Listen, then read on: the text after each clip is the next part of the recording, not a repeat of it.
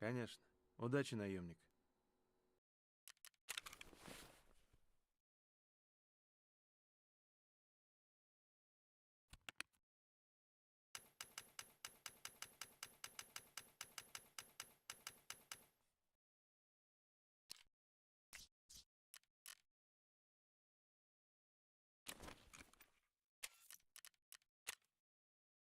Здравствуй. Рад видеть.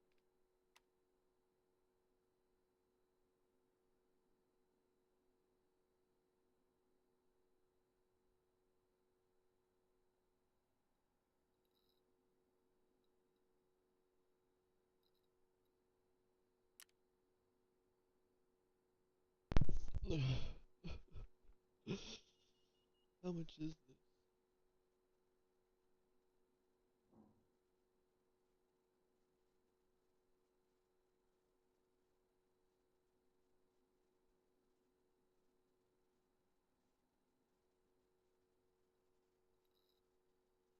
It's 29 million. Oh. Да, все в порядке. Отлично. Электроник уже оставил его в условленном месте. Тебе нужно в город. Там нужно отыскать квартиру, она закрыта на ключ. Точный адрес я тебе передам.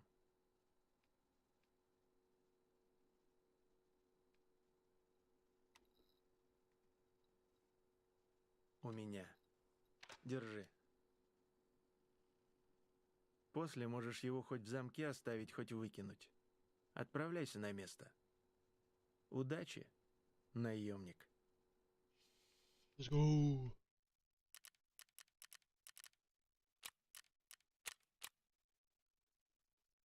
40 fucking big key, fucker.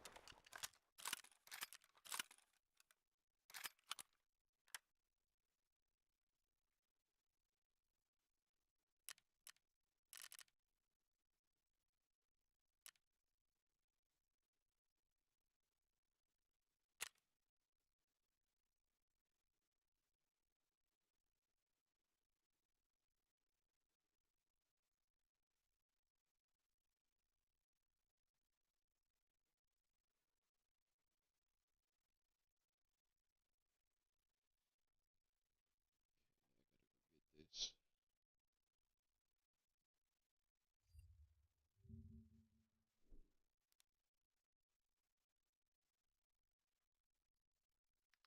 Claims he always apologizes in issues.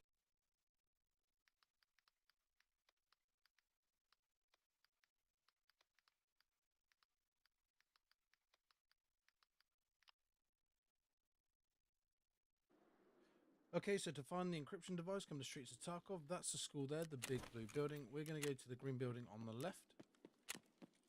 And it is the building that has the basement that goes down to labs. And this is the door here. You want to go in here. And then you want to use the key. It's the electronic key, which is this one right here.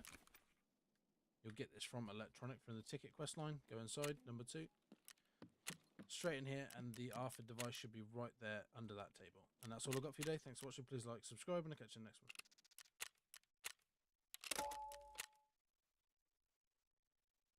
Fine, go inside, number 2. And this is the door here. You want to go in here, and then you want to use the key. It's the electronic key, which is this one right here. You'll get this from electronic from the ticket quest line. Go inside, number 2. Straight in here, and the RFID device should be right there under that table. And that's all I've got for you today. Thanks for watching. Please like, subscribe. About you, despite the fact that he's supposed to be a journalist for 30 years, right? He's supposed to be this guy who does his research or whatever, but obviously in the case of politics, the brain is just turned off. So then Hassan tries to play victim and pretends that he's actually so afraid of being banned. He just has to walk on these eggshells, right? He has to live in perpetual fear that, oh my god, the big bad Twitch is gonna come out of nowhere and take away his career. I don't see my bans as a mark of courage or a badge of honor at all. I don't like being banned at all. I actually am constantly in fear of being deplatformed because my job relies on reaching as many people as possible and try to educate them to the best of my ability. So when I do get banned, I can't do that any longer. And it's a real concern, especially when you have certain positions that are not exactly favorable, or certain positions, certain ideological positions that are not exactly commonplace in the Western world. I mean, yeah, your positions aren't commonplace, but what happened, Hassan? Didn't you say that you were the majority? Doesn't this guy say every few streams that we have the numbers? Most normal people totally think like me. We are the majority. We just need to fight and we will win. And now you admit your positions aren't normal at all. Wow, guys, shocking information, but electrocuting your dog isn't the average position. Glazing terrorists who grape and murder women and children isn't normal. Wow, this is so shocking. And I think I'm gonna do it, guys. I'm going to award Hassan Piker with an Oscar because this is some legendary acting right here. Hassan Piker, I'm so afraid. I'm so afraid of being banned. I'm so afraid of being deplatformed. They're going to silence me. They're going to treat me to a 3-day spa vacation in ultimate gooning lord Dan Clancy's lair. I mean, give me a break, bro. We all know you are talking behind the scenes. Like, some of these guys literally admitted it, that, you know, they talk behind the scenes of when you can actually get banned, at which point it's not even a fucking punishment. It's like a planned vacation, right? I mean, let's face it, none of these bans are actually real. I mean, 7 flippin' bans. It's supposed to be a 3-strike rule. Like, that's like the general sort of rule. Okay, 3 mistakes and you're out, right? On the YouTube, you have the 3-strike rule and then your channel gets terminated. On Twitch, I don't know what the fuck is happening. It's basically like no man's land. You can do anything. They create new rules, take out new rules all the time. This was not a ban. This was a vacation, a media tour that ends up helping you out in the first place because you got to do all these fucking random interviews. You got to lie to a whole new audience now. It's so fake. It's so dumb. You know you have absolute immunity on Twitch, and yet you pretend like you're actually in danger of being silenced. The fascist government is gonna go after you. Give me a break, man. Right, so then he gets confronted about his champagne socialism. Always got to bring this up. You know, one thing that jars a little bit is, you know, you've said you're a Marxist, you've been a Bernie Sanders supporter in past elections.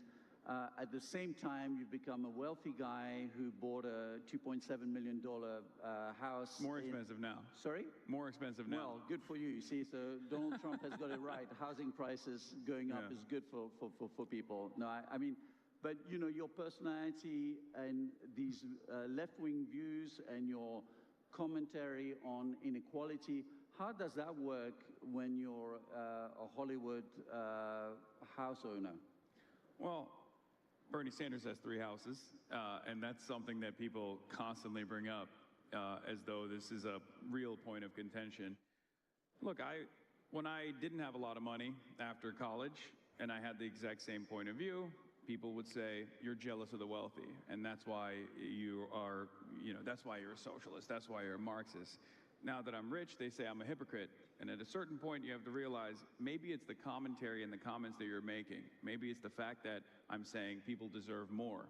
Yeah, I mean, people deserve more, and you deserve less. You literally spit in the face of your socialist supporters, and you engage in the most grand capitalistic luxury lifestyle imaginable. You have Gucci bags, supercars, mansions, designer dogs. You go on expensive, lavish trips. I mean, you don't live by your values at all. And the fact is, if you were actually not grifting and you stood by your convictions even a little bit, you would probably downsize your home. You would use that money for socialist causes and to actually help the people that you claim to be fighting for.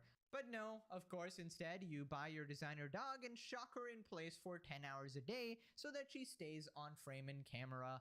Absolute hypocrite here. And can we, for the last fucking time, stop with the I was so broke story? We've debunked this about 500 different times. Buddy, we all know that you were friggin' sized, okay? And the person that remembers the most is the flippin' horse. Okay, that horse has never forgotten. We need to do an interview with that horse and get its testimony on how large and well-fed Hassan actually was. But yeah, this is supposed to be the hard-hitting interview, guys. Literally zero pushback or fact-checking from the journalist. Did not even confront him on the fact that his family is entirely fucking wealthy and that this guy did not actually grow up broke and was never actually poor. Right, so here we got the brain-dead Hassan fans. No way bro got asked about why he owns a house on a panel about misinformation. Imagine Asman Mold trying to do something like this by leaving his room, as if. You mean embarrass himself on TV? I don't know if this dude listened to a single word out of Hassan's mouth. Like, they're actually mad at the interviewer for the most softball fucking questions ever with zero pushback. Bro, he was probably just given a little script to read, like, oh, these are the most common questions that get asked to Hassan. Oh, the champagne socialist thing. Oh, the fact-checking thing. Oh, the Twitch ban. And they're still crying, bro. He was not ready. Interviewer, you definitely shined. Really? Can't stop, won't stop the Hassanabi train. Oh my god, bro. Moving on to rank number 1 eyelash, Billy. So quick recap, basically, if you didn't know, Billy is another out-of-touch celebrity trying to desperately appeal to the masses. She recently went on stage and said, "Billionaires, just give your money, why don't you?" If you're a billionaire, why are you a billionaire? No hate, but yeah, give your money away, shorties. Now keep in mind, her net worth herself is about 50 to 100 million, probably more. But no, she's not rich enough, right? She's talking about the ultra giga rich. Guys, I'm not the rich. This is literally Pokemon 2.0. Not to mention, she also engages in the most disgusting form of capitalism there is, with overpriced everything, milking her audience for money at every opportunity humanly possible. Basically another champagne socialist here. Well, it appears now she wants even more brownie points. She tried to make a political statement about the whole illegal or whatever immigrant situation in the US, and then it completely backfired on her when people started demanding that she give her house away to the Native Americans. So first let's look at the context, and then we'll look at Hassan crying about it for an hour straight. No one is illegal on stolen land. Wow. Wow. So brave. Really hard to know what to say and what to do right now, and I feel really hopeful in this room, and I feel like we just need to keep fighting and speaking up and protesting. We need to keep fighting. Meanwhile, you have suburban moms catching felonies, and she's up there accepting an award, and she's gonna go home to her multi-million-dollar mansion. She's like, keep up the good fight, guys. We're winning. We're winning. Our voices really do matter, and the people matter, and yeah. Fuck ICE is all I want to say. Sorry. Wow, that's amazing. Billie Eilish's home sits on Tongva ancestral land, by the way. According to a local tribe out in California, she built her mansion on property that belongs to Native Americans. We talked to the Tongva tribe out in southern Cal, who says she's living on their property, saying this in part, as the first people of the greater Los Angeles basin, we do understand that her home is situated on our ancestral land. Eilish hasn't contacted her tribe directly regarding her property. Billie Eilish's $14 million mansion was stolen from Native Americans. Only when she returns it for free or opens it up to undocumented immigrants, will her words actually mean something? Right. Okay. So nobody is illegal on stolen land, but something tells me she ain't giving away her $15 million mansion right there.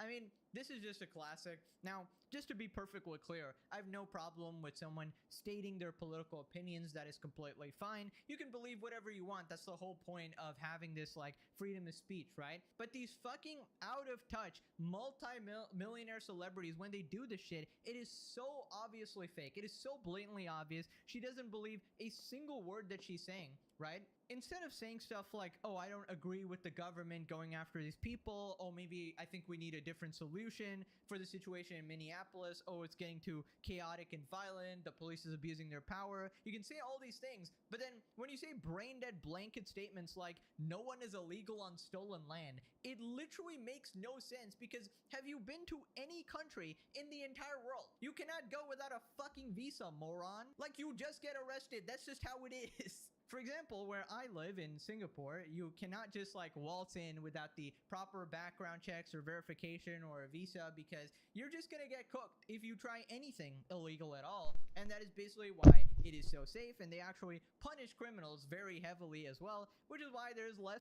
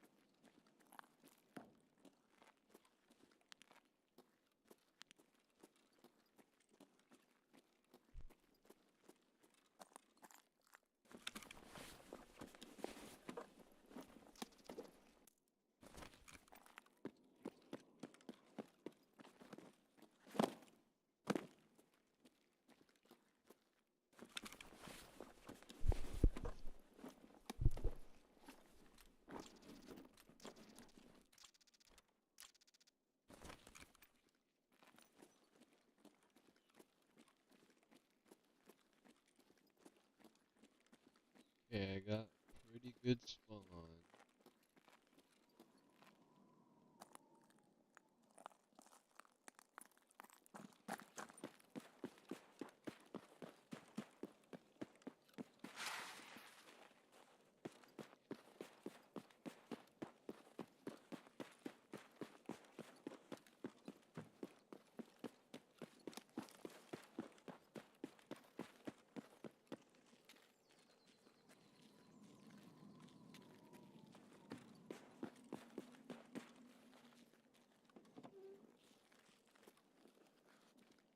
Got a very good spawn.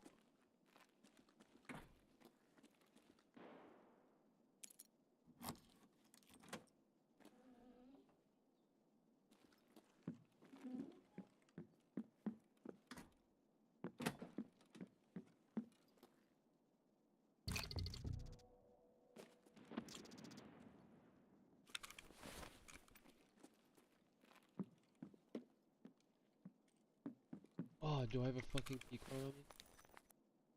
No! I don't have a lab's key card on me. Damn it. Maybe I can find the code.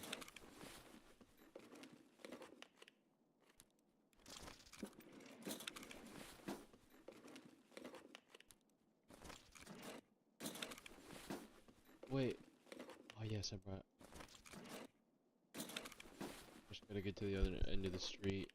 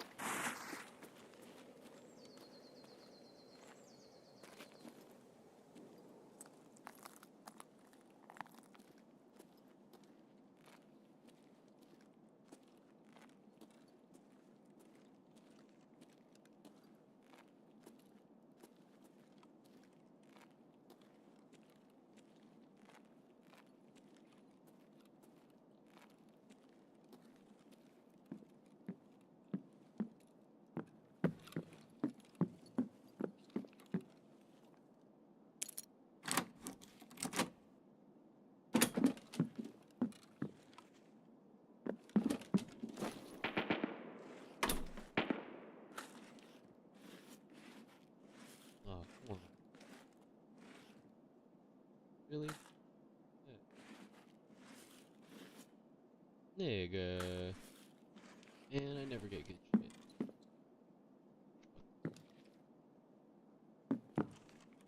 God damn.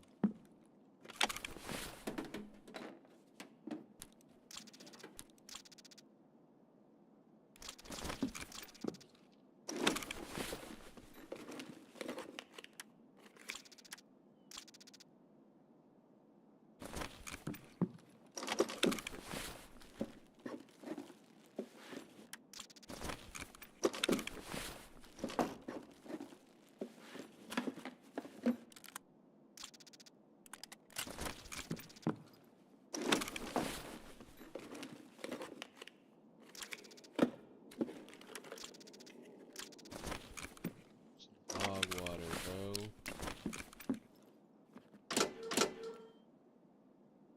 Dog water.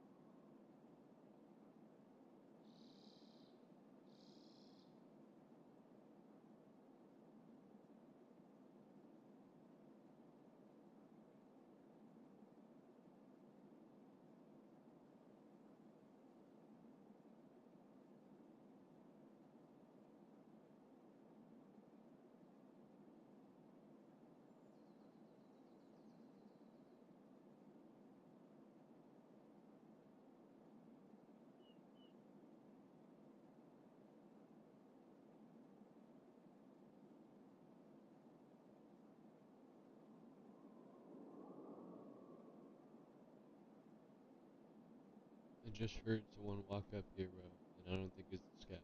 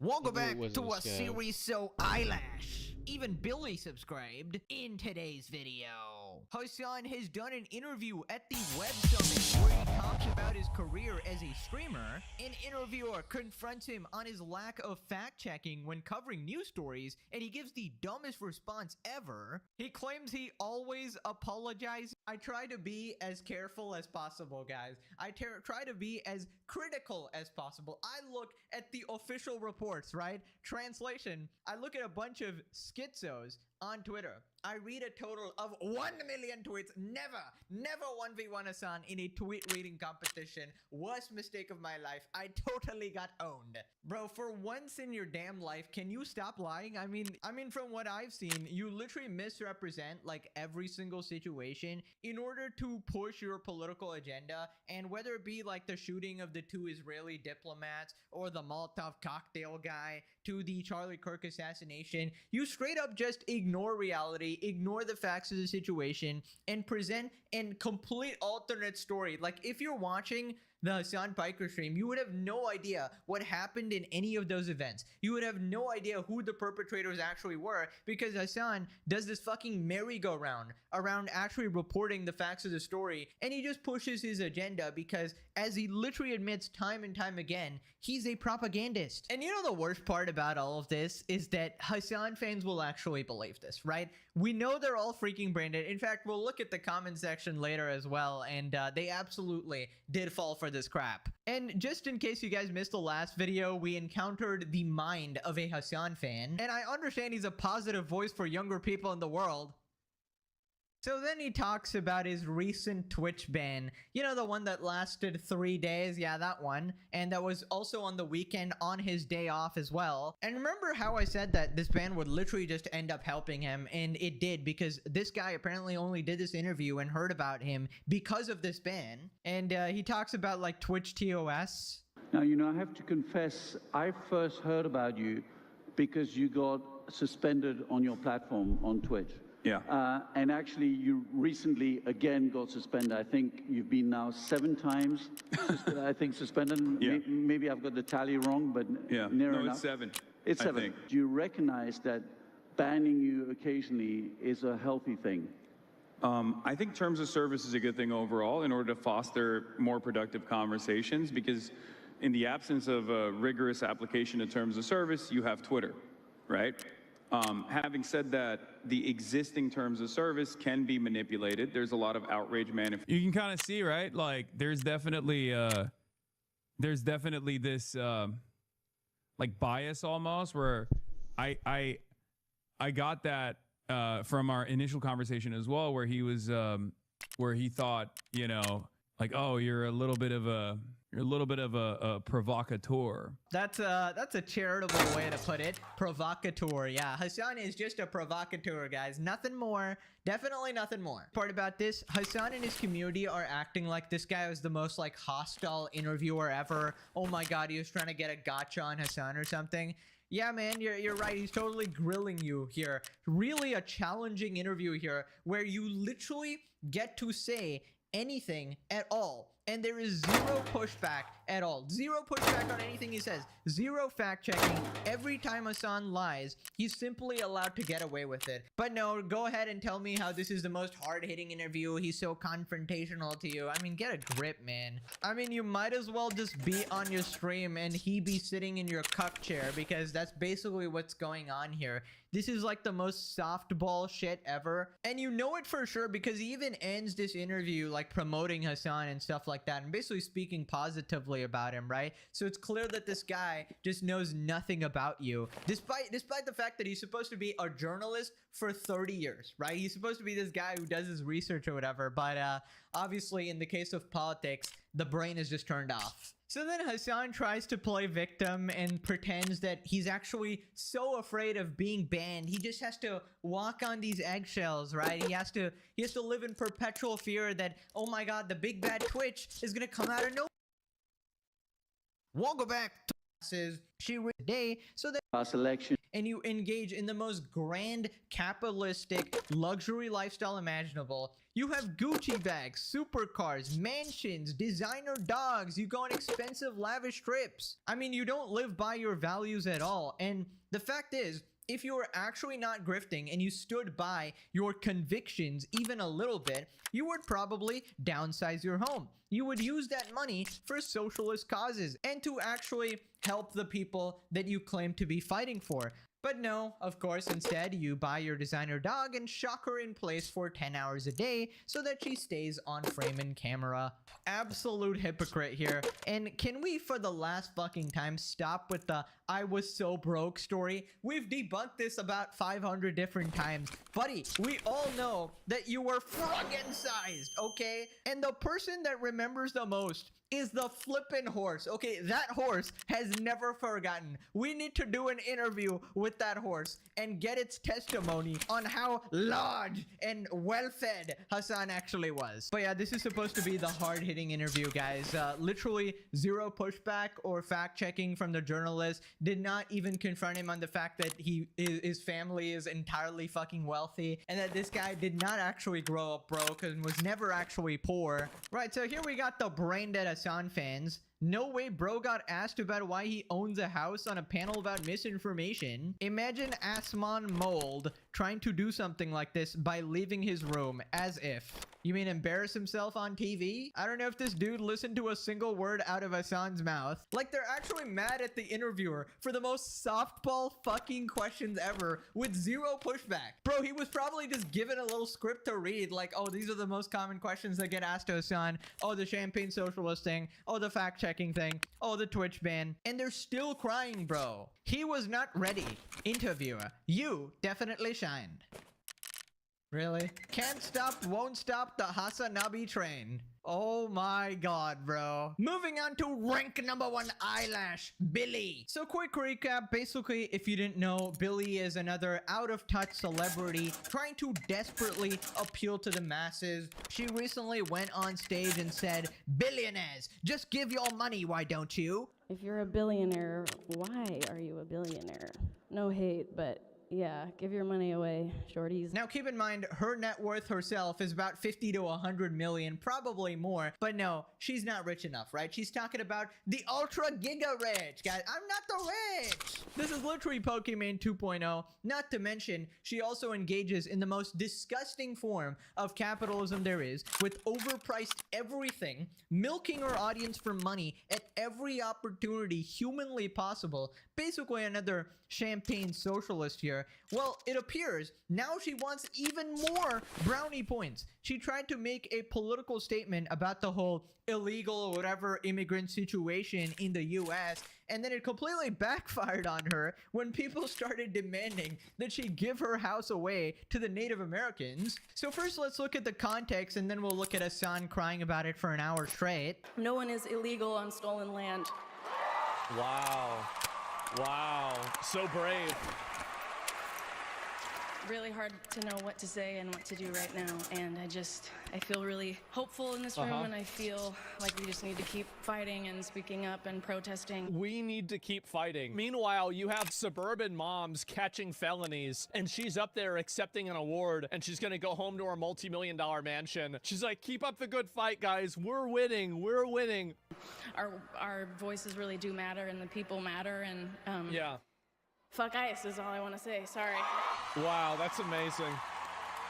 Billie Eilish's home sits on Tongva ancestral land, by the way. According to a local tribe out in California, she built her mansion on property that belongs to Native Americans. We talked to the Tongva tribe out in southern Cal, who says she's living on their property, saying this in part, as the first people of the greater Los Angeles basin, we do understand that her home is situated on our ancestral land. Eilish hasn't contacted her tribe directly regarding her property. Billie Eilish's $14 million mansion was stolen from Native Americans. Only when she returns it for free or opens it up to undocumented immigrants will her words actually mean something. Right, okay, so nobody is illegal on stolen land, but something tells me she ain't giving away her $15 million mansion right there. I mean, This is just a classic. Now, just to be perfectly clear, I have no problem with someone stating their political opinions. That is completely fine. You can believe whatever you want. That's the whole point of having this like freedom of speech, right? But these fucking out of touch multi-millionaire celebrities, when they do this shit, it is so obviously fake. It is so blatantly obvious.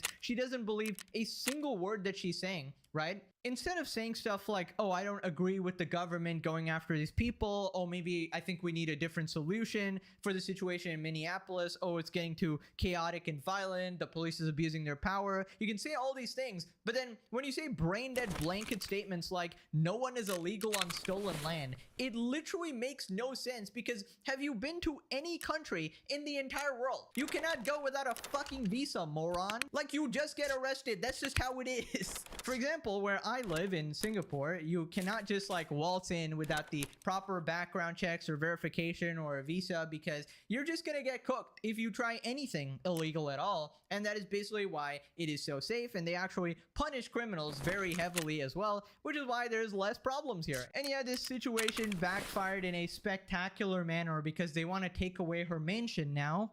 Billie Eilish demands a restraining order after she found a shirtless stalker at her home. Well, what do you mean? So this is now your land and you're telling him he can't be there? Like, this is a little bit outrageous. This is unfair. Yeah, there's no stalking on stolen land. And then also keep in mind, if you do win an award tonight, don't use it as a platform to make a political speech, right? You're in no position to lecture the public about anything. You know nothing about the real world. Most of you spent less time in school than Greta Thunberg. So, if you win... That was never, she was 16. Come up, accept your little award, thank your agent and your God, and fuck off, okay? Man, based clip, I know. What a fucking legend. I love this guy. Bro, that Ricky Gervais speech was actually legendary, because everyone is sick of these out of touch, multi-million dollar net worth celebrities going, I stand with you. I totally care about you. But no, I'm actually not going to do anything meaningful at all. I will basically just cheer you on from the sidelines as you go put your life in danger, as you deal with the consequences of whatever is happening, and you go to jail. But I will sit here in my $15 million mansion commanding you like a king commanding his peasants, right? I mean, essentially she's doing like a Hassan Piker cosplay here. It is absolutely pathetic. And if you're genuinely like a Billie Eilish fan, you like her music, whatever, if you think she actually gives a shit about you and cares about these political situations, you need to open your eyes. You probably have eyelashes in your eyes. You need to wipe them away. You need to blink repeatedly. Put your eyes in water to get those out of your eyeballs. People responded, millionaires and billionaires lecturing the working class. She got that we hate the rich, but aren't you the rich Pokemon energy? Aren't you the rich?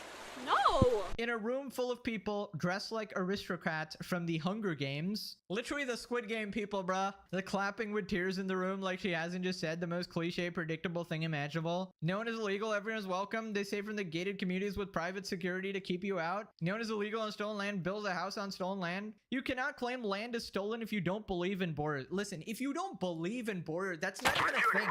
You're advocating for anarchy at that point. That is not a reasonable position to have. That is not even like the liberal or lefty position to have. That is some radical fucking shit. Nothing more pathetic than a multi-millionaire telling the poor, I feel your pain. Let them eat cake. Performative empathy, that iDubbbz type of empathy. Anyway, so turns out Hassan felt personally offended by this because it's a pretty much one-to-one situation. He has his own mansion, so he got very mad. As the first people of the greater Los Angeles basin, we do understand that her home is situated in our ancestral land, they told the Daily Mail.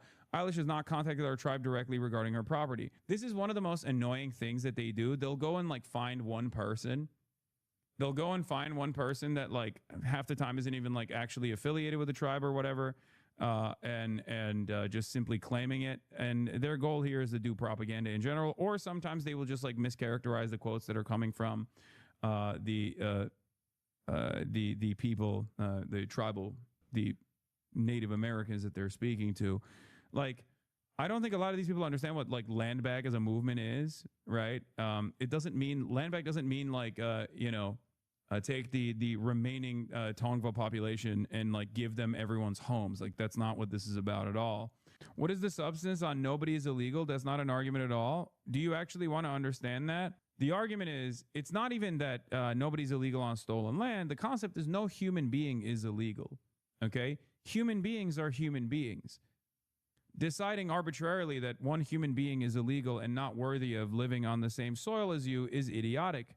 That's the reason why people say nobody is illegal. Right. It's stupid to decide that someone is not allowed on the same soil as you. So you're basically saying that every community, every culture, every country on Earth is wrong, right?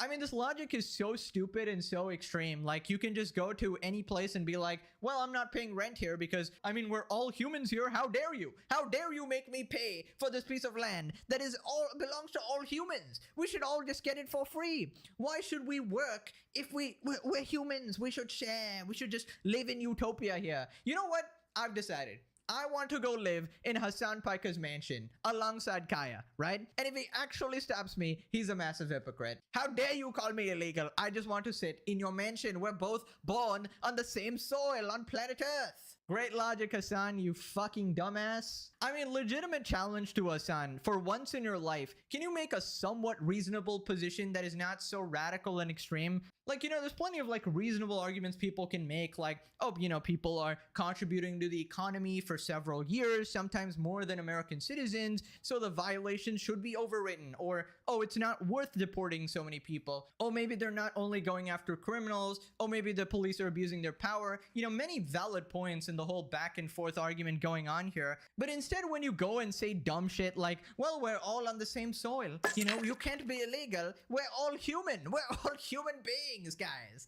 It's just so devoid of any logic, and you legitimately just go to anarchist logic at that point. You don't want a government anymore. You don't want any borders anymore. And at that point, criminals are going to enter your house and fucking ruin your life. And that's what you want to live in. Also, this guy unironically said that their goal is to do propaganda. Hassan, that is your stated goal. You said you were a propagandist live on TV.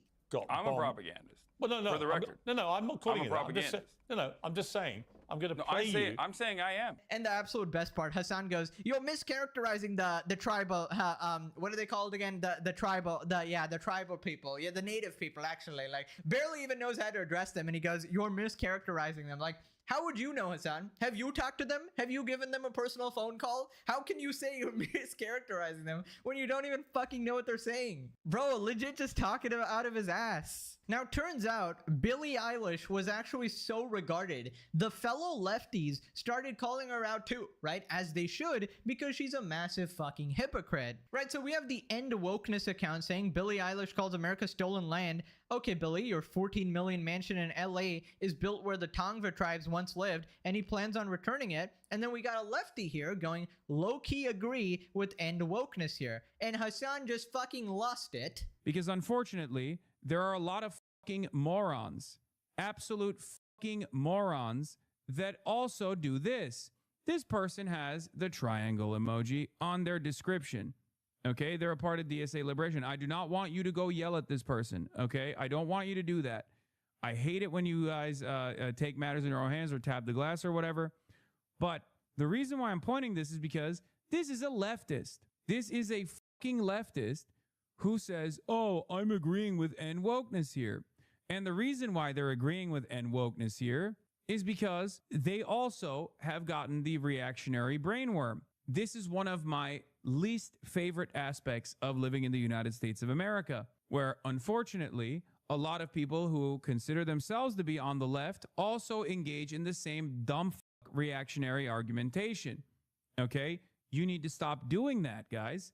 Please. Stop doing that. If you find yourself going, oh, low-key agree with End Wokeness here because Billie Eilish is a $14 million mansion in LA built on Tongva tribes once lived, you're not actually hyper woke. You're just a fucking dumbass. That's right, guys. You're just dumb. If you think Billie Eilish and Hassan are hypocrites, you're actually just really dumb. Let us all just live in our $1 million mansions preaching socialism, right? Let us just do it in peace. We're not actually hypocrites, guys. And the thing is, you can clearly see why he's so pissy, because this entire situation literally applies to Hassan. He sees the similarities in people calling her like a champagne socialist, and he considers it as a personal attack on him. Also, nice one there, Hassan. He goes, I hate it. I really hate it when you guys go brigade people and spam them. Only brigade people when I say to do it. That's basically what he's saying, because this guy brigades people all the freaking time. He tells people to brigade comment sections to change the public like perception, right? To control the media narrative every single time. And now he's like, oh no, I hate it when you guys actually do that. You see, Hassan is really mad when you take things into your own hands. He goes, only harass people when I want you to harass them. Yeah, nice one, man. Also, of course, he just makes this about the USA. Oh yeah, this is my least favorite part about living in the USA. Really? That's your like biggest problem? I mean, doesn't seem that bad then. Is claiming that leftists are falling for, you know, right-wing propaganda or some shit, even though these are literally lefties just calling out Billie Eilish because she's an out-of-touch celebrity. And this is obviously like the working class versus these Hollywood elites. I mean, I'm pretty sure people have told you this before, Hassan, but here's an idea. Leave the USA, go to North Korea because you love it there. Remember, according to you, it's less bad than the USA, so, you know, you'd love it there. Then he just keeps crying and says, you guys are helping the right by criticizing Billie. You are, unfortunately, being a fucking moron here. You are just giving...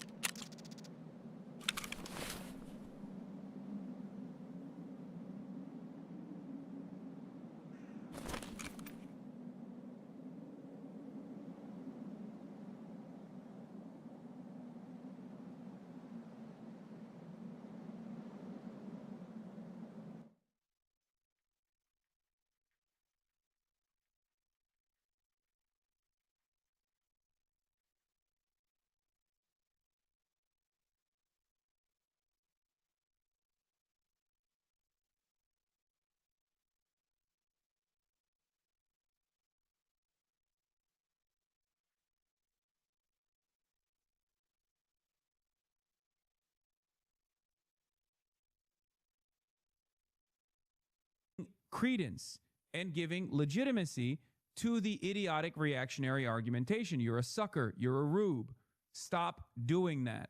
Okay? Stop fucking doing that. Lock in. Stop being a fucking useful idiot for the right. You are a useful fucking idiot for the right. It is so frustrating to see leftists do the same kind of thing. Okay? Do you want people to be open-minded? Do you want people to engage in advocacy? Or do you want rich people to just shut the fuck up? I mean, brilliant. So he talks about being open-minded, and the second a single liberal or lefty disagrees with them, he rants about them for an hour straight, basically sending his entire audience after them, even though he like said not to, whatever. It's basically like wink wink, don't brigade them, guys. Totally don't brigade them. Also, Hassan, you're allowed to criticize people on your own side, okay? Like the fact that that person called out Billie Eilish is totally like valid, right? She was totally out of touch on this, and she's totally just trying to be a fake person. You're just mad because you fall in the same category. So then he finally admits it that, oh, okay, people are going to go after him as well regarding the mansion. It's very frustrating. You're doing rad lib nonsense, okay? I hate this shit so much. And I know I'm the last person to speak out on this because everyone will say, says you, motherfucker, you have a nice house too. We're coming for your house too. Suck my fucking dick, okay? Suck my dick. The reason why I'm saying this is because you are engaging in reactionary argumentation for no reason other than the fact that those brainworms have actually taken over your mind. Lock the fuck in. Lock in. Focus on who the real enemies are. Wait a minute, brainworms? That's a regular part of my vocabulary here on the legendary series. Looks like Hassan is a big fan now, huh? Now you're copying me as well, huh? Copying me as well. Maybe one day you'll be half as cool as the legendary series. But yeah, he's like, focus on the real enemies, guys. Focus on getting me a date, a one-on-one with Asmongold. Please, we cannot be taking tangents like this. Time is of the essence. I'm about to turn 45 years old. We simply cannot be pointing out that I'm a massive grifting hypocrite. Don't do that. Don't do that. So then we peer into the mind of a Hassan fan. A 62-month subscriber points out the dumbest logic ever. All of this shit is just an extension of socialist yet house hypocrite. I know. People think someone with $1 million is the same enemy as someone with 1 billion or 100 billion. I know. They're stupid. They don't understand. Hey, dumbass, Billie Eilish is not worth $1 million. It's more like 50 to 100 mil, probably more, if I actually had to guess. And that is significantly closer to $1 billion than just 1 million. And I feel like when you reach like 100 million or something, you're getting to the territory of filthy fucking rich, okay?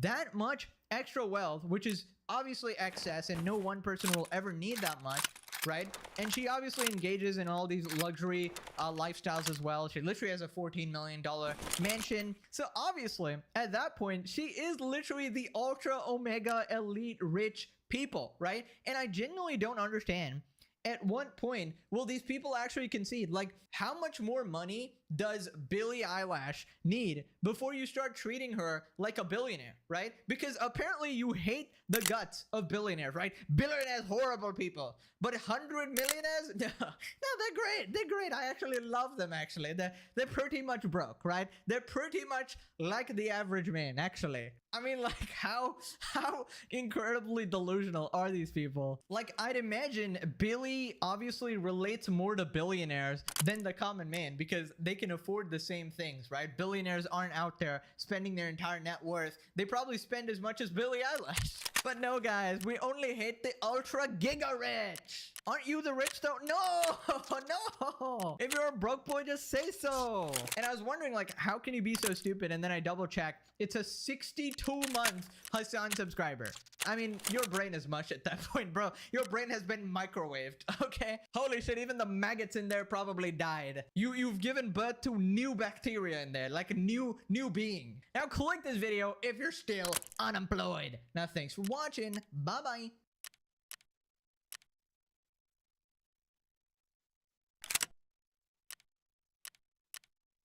On January 30th, 2026, the United States government released 3.5 million pages, 180,000 images, and 2,000 videos connected to Jeffrey Epstein. And now the DOJ's website makes you confirm that you are 18 or older before you can view the files because they contain things that you should be 18 or older to look at. Now roll the clip of Blanche telling us what they left out. Any depiction of CSAM or fee was obviously excluded. Anything that would jeopardize an active federal investigation. And finally, anything that depicts or contain images of death, physical abuse, or injury, also not produced. So there are images of death and torture and evidence of active investigations? They left all... Okay, so wait, hold on, though. What about all the stuff that they said in July? What about all that stuff? What about what Kash Patel said? What about all that stuff? Anyways, I guess we'll just move past that. So remember the terms at which the files were to be released? You are allowed to withhold files in the interest of national security or foreign policy. Remember that? Are files being withheld on that basis? It doesn't seem like it. It seems like files are being withheld to protect people still. That's what it seems like. And I don't think that the people that are being protected are the victims, unfortunately. Most of them want all this out. So our government is telling us in its own words that it has proof of death, torture, and proof of abuse that is so graphic that they will not show it to us, but it's not a matter of national security, apparently. So, and yeah, once again, the FBI director, this guy, frickin' guy, said that there is no Epstein list, no blackmail, no client list, nothing to prosecute. Who, if anyone, did Epstein traffic these young women to besides himself? Himself. There is no credible information. None. If there were, I would bring the case yesterday that he trafficked to other individuals. And the information we have, again, is limited. So the answer is no one? For the information that we have. In the files? In the case file. Okay. But what about the others? What about what they just said? Am I just stupid? They have 3.5 million pages they've released and still millions more to come out. So yeah, that all being said, what did come out is very bad. There are exposed emails from Elon Musk's SpaceX account. There's blackmail. So completely false because that's a/night document about, and out of 3.5 are in on it, and that is why they look the other way. Blackmail moment. So, a couple months ago, Congress forced the release of the files 427 to 1. That guy. Just kidding. His reasoning is like somewhat logical, and he's doing it out of principle. He knew. Anyways, the House voted to make these files public.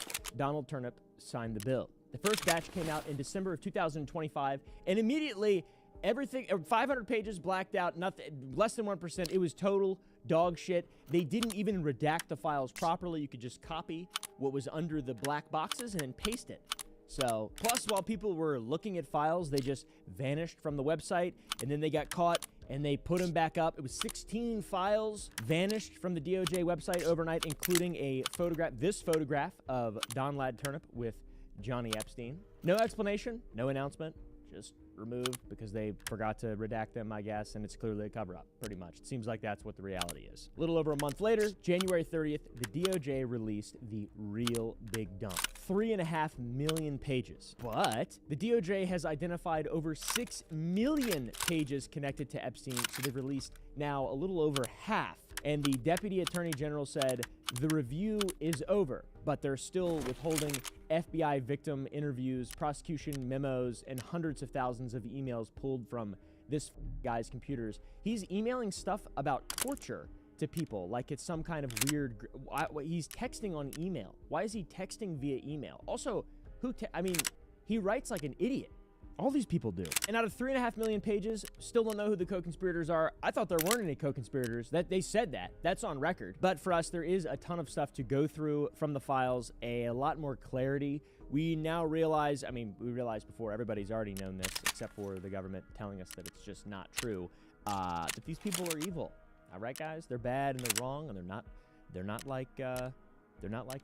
Buried deep within the 3.5 million pages was an FBI document called a confidential human source report. And a source told the FBI that Epstein wasn't just a predator, he was an intelligence asset. and, quote, belonged to both U.S. and allied intelligence services. This was alluded to a bit in the previous drops. We already pretty much knew this, but the source was Alan Dershowitz's own assistant sitting in on phone calls and taking notes. We're going to come back to this because Alan Dershowitz, if you're sped up on Epstein stuff, you know who that is. But this is really bad.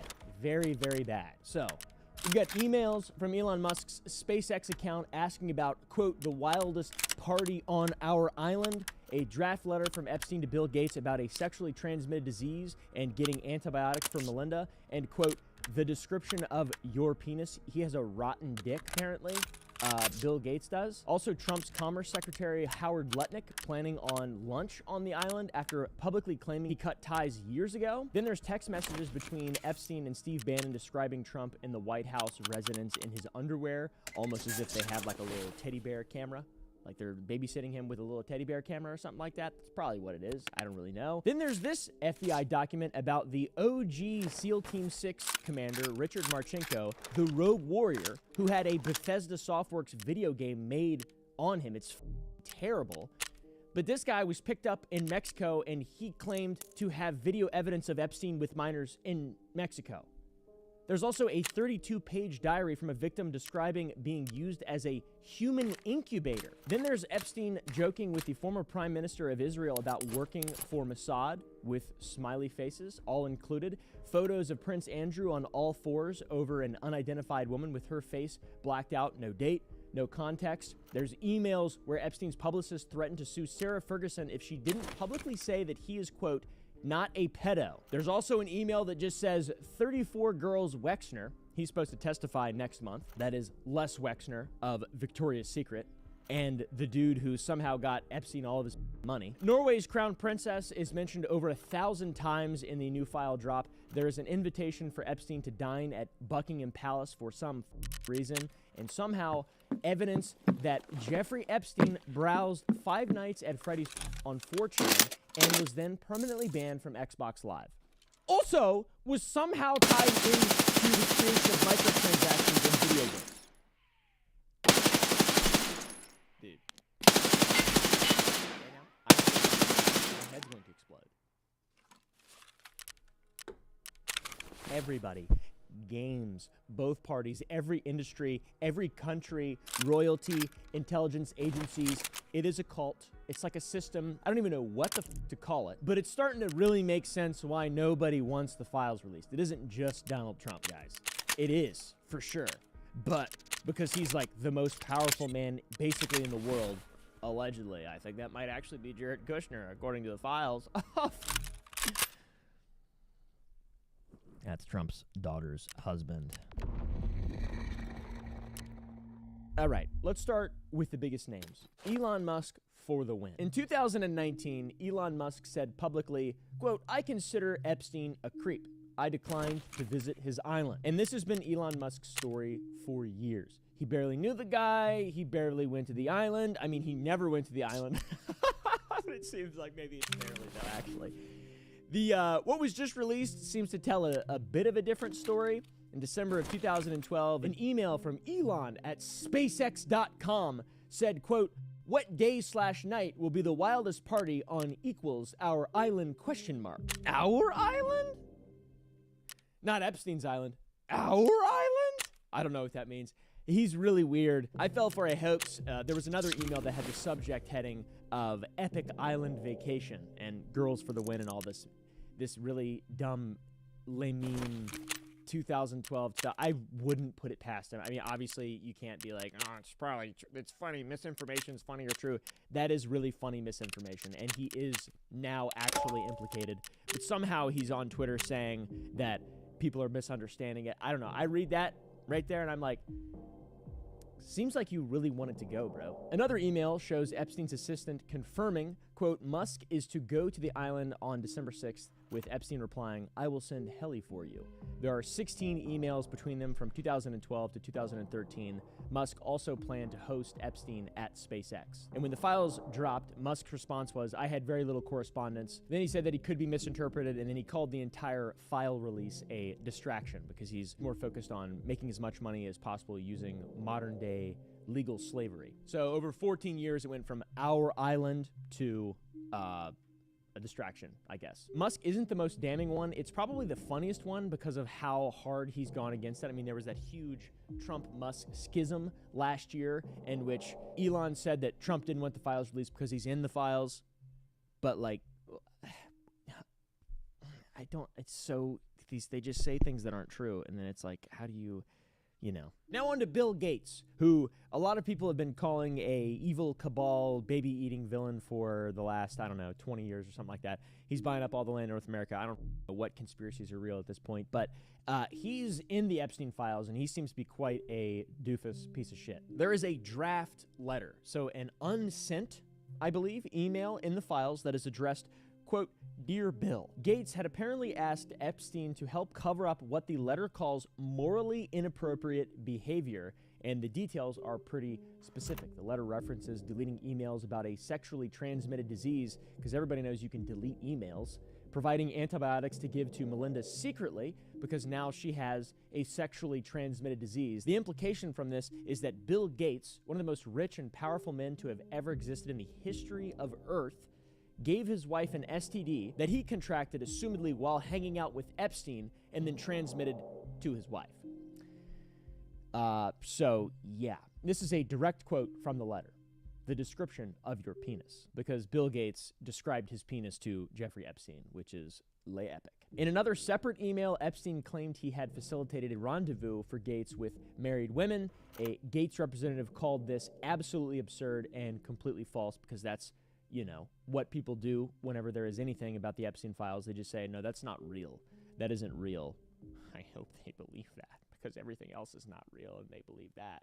They fall for all that stuff, even though it's not real, it's imaginary. Gates has said publicly that his relationship with Epstein was, quote, a mistake. But the files show Epstein didn't just know Gates, he had documented leverage over him.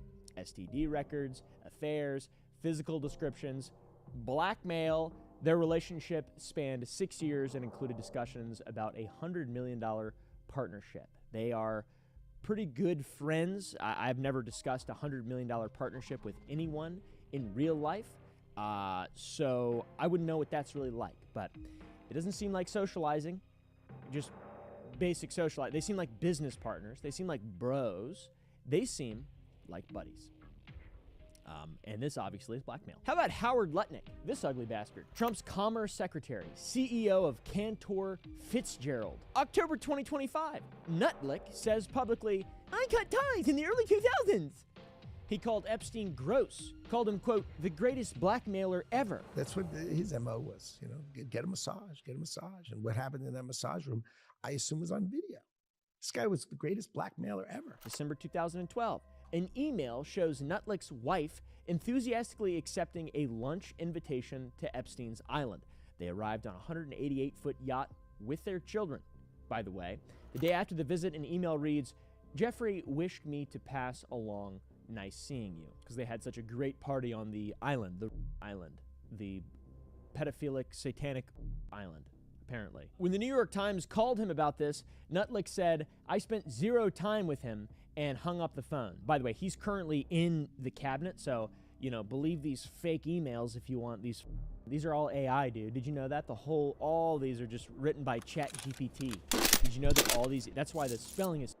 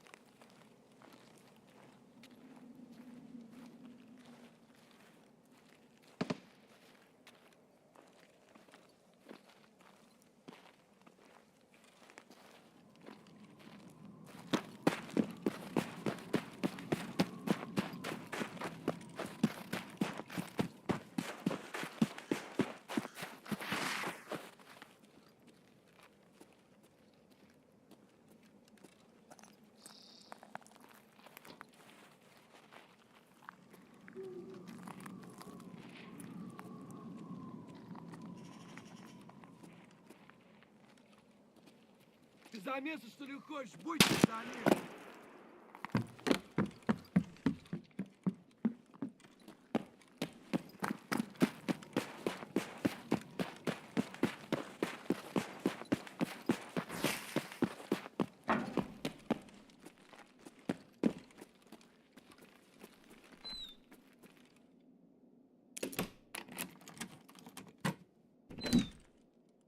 Oh, yes.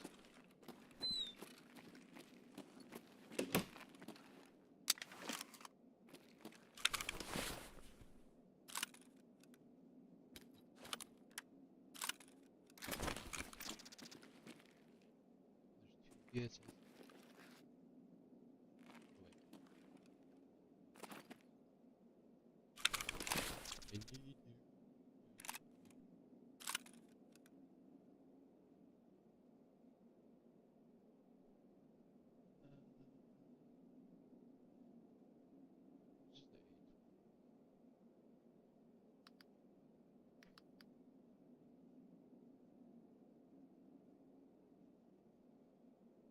$55,000.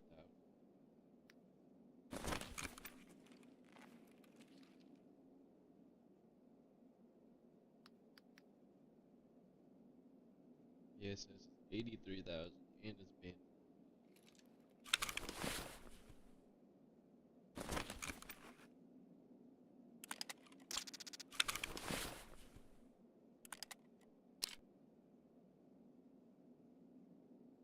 There's no way I can make it small.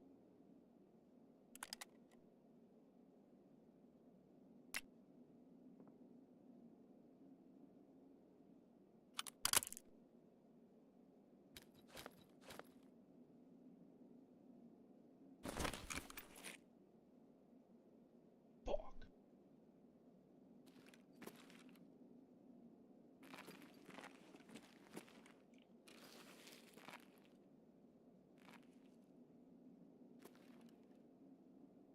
Why is there never good bullets?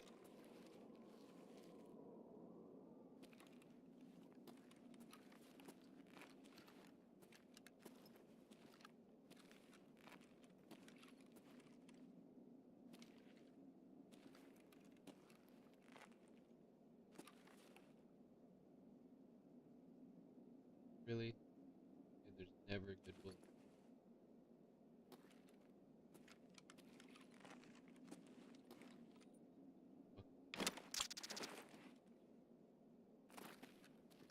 Ah, damn, Mark, dog.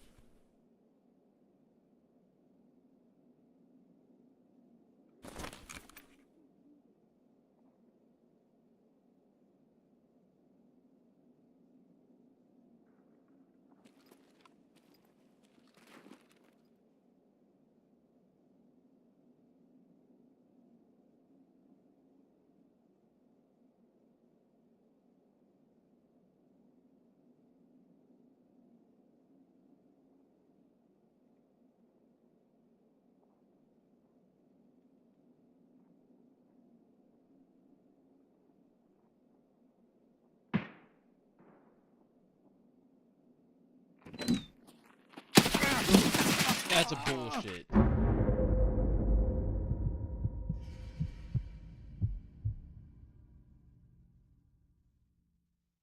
gotta be fucking kidding me right now. You gotta be fucking kidding me right now, dude. What?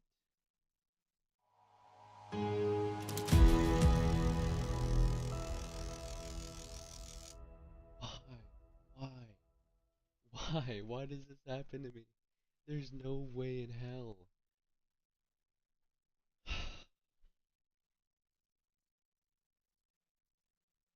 Bro just looked up and fucking shot me right in my face. I'm so mad right now. Of course he had this fucking gun. God damn it, dude. I needed that fucking... Oh my god. This fucking... I guess I should have been aiming in.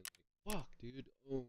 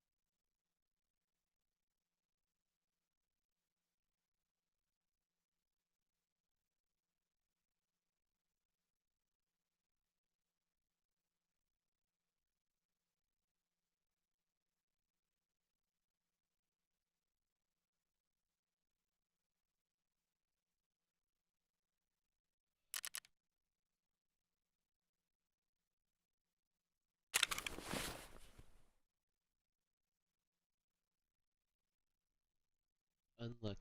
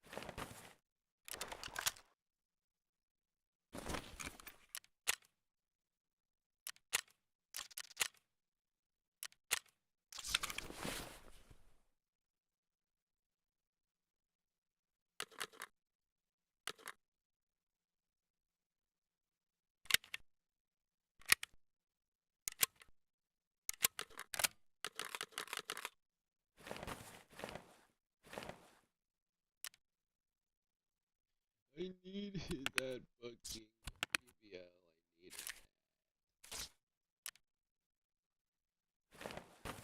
Get out of there as soon as I get that shit. Just leave.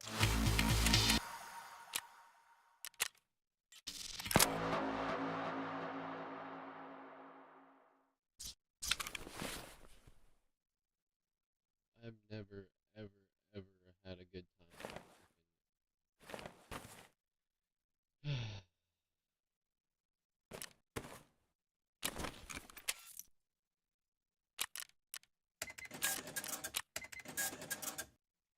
Not 8.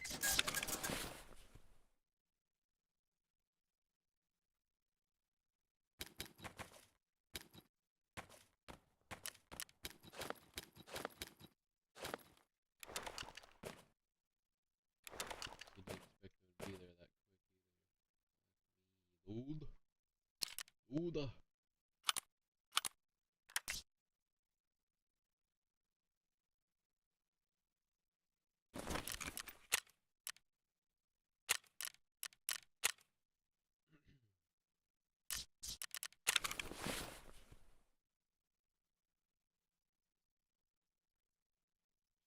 No, I need a backpack man.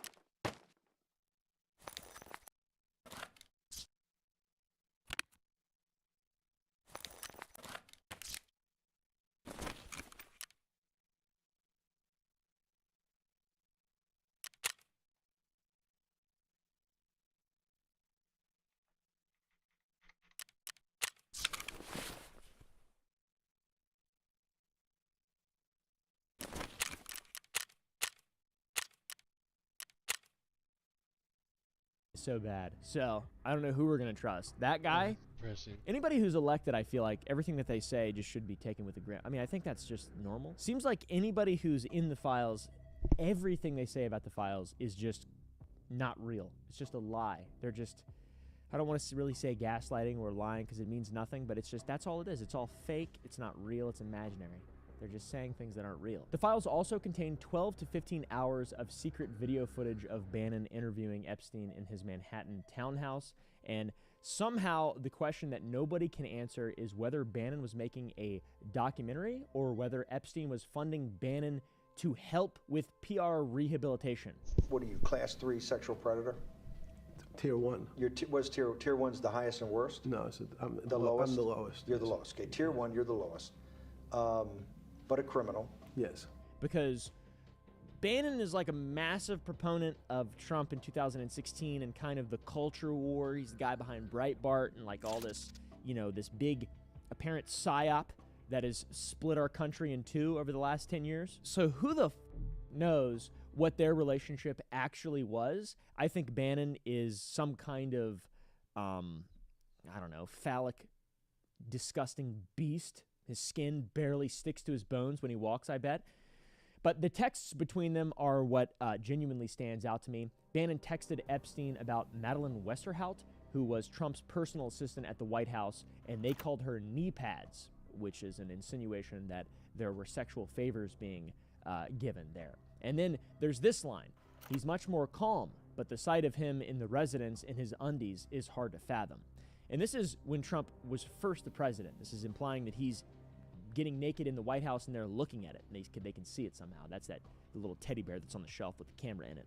It's my sort of theory as to what happened there. Epstein sent Bannon and his son Hermes Apple Watches. And these are not Apple Watches. These are Hermes Apple Watches. And there are thousands of texts between Epstein and Bannon from 2018 to 2019. So what exactly was the motive there? I have no idea. Plus the entire documentary thing released, and his voice is so... He's like just a little guy. His glasses are far, his little eye. How this guy had so much power is beyond my belief. Also, he had low T. Sub 200 T. What? He was 70, though, of course. Of course, he had low testosterone. He was 70 years old. My stomach hurts. Either way, in these text messages, Epstein's network clearly didn't just know people in power. They had access to the White House residence and were just texting about it. At least they weren't emailing about it. How about the email from the files that just says 34 girls Wexner? Mentioned Les Wexner earlier, founder of L Brands and the guy who built Victoria's Secret. In the late 1980s, Epstein started posing as a Victoria's Secret talent scout to approach and recruit young women. By the mid-1990s, L Brands executives were reporting internally that Epstein was abusing his position as a recruiter for the brand. Nobody did anything. And according to Forbes, Wexner and Leon Black accounted for roughly 75% of the $500 million in fee income that Epstein made between 1999 and 2018. Fee income, $500 million? A JP Morgan document released on January 30th shows Wexner ended his relationship with Epstein in February of 2008, which is later than the September 2007 date that Wexner had previously claimed. Because everybody's a liar. This ugly bastard's been subpoenaed by Congress. He testifies February 18th, 2026. Victoria's Secret was the OG pipeline for recruitment. It's an infrastructure thing. It's evil, all the way from the bottom to the very top. How about this guy? You've probably seen him on Instagram. I'm a health and longevity guy. I'm bald. I'm trustworthy. I'm a guy. I love David Bar. I'm the chief science guy of David Bars. You've seen these bars that say David on it? He's like their main guy. If you've ever watched a podcast about how to live longer, you've probably seen this bald. His name appears a lot in the Epstein files. What? In one email with an unbelievable level of just I don't want to keep saying cringe, but it's just like, oh, what? He wrote, I go into JE withdrawal when I don't see him. That's this bald guy, this Peter Attia health dude that's blowing up right now with classic videos like this. Nutrition, exercise, sleep, stress management, endocrinology, lipidology, supplements, hormones, all that stuff. Like, how do you engineer how to make somebody live longer is my clinical interest. And it turns out while his son, baby, was fighting for his life in the ICU and his wife was, I assume, begging for him to come home, Peter Attia was solidifying plans to meet Epstein the next morning. And 3 days before the January 30th file drop, Attia was hired by CBS News as a contributor. And this hire was arranged by Barry Weiss.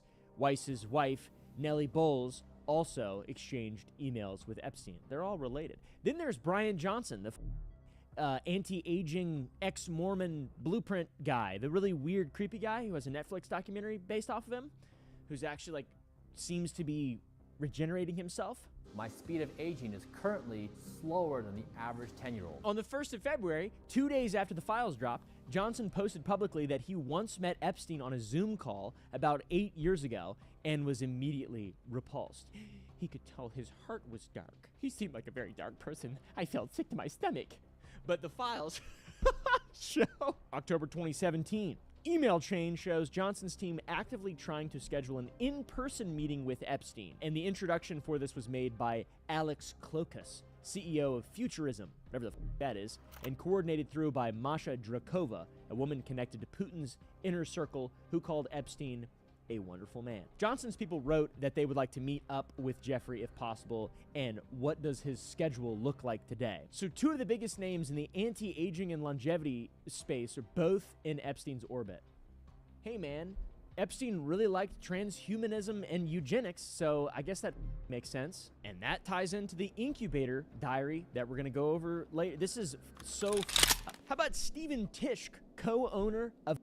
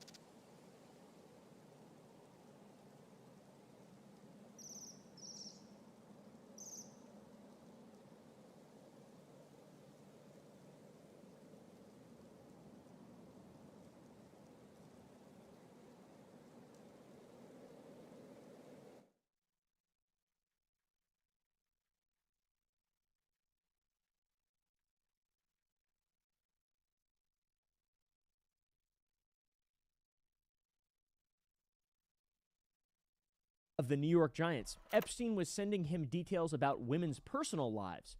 Tisk says he deeply regrets the association. Dude, why not just say, what else do you say, I guess? It's better than what Elon says. He's just like, you misunderstand. Girls for the win. Island. Elon's so awesome. In a really sad kind of way. How about Lawrence Summers, former Treasury Secretary and president of Harvard? Emails show him discussing the romantic pursuit of a woman with Epstein. The correspondence continued right up until days before Epstein's arrest. He's stepped back from teaching while Harvard reviews his connections. The president of Harvard, dude. The president of the most prestigious university where all the smart people come from and stuff. That's what I was taught growing up, all right? I have a associate's degree in network security, okay? I'm the opposite of that. How about Peter Thiel, or as we call him, the Antichrist? His investment firm accepted $40 million from Epstein and maintained 5 years of correspondence. Based, I guess? Hit him with the Palantir stare, Peter. When a freedom cell says something so surveillance-phobic, you have to hit him with the Palantir stare.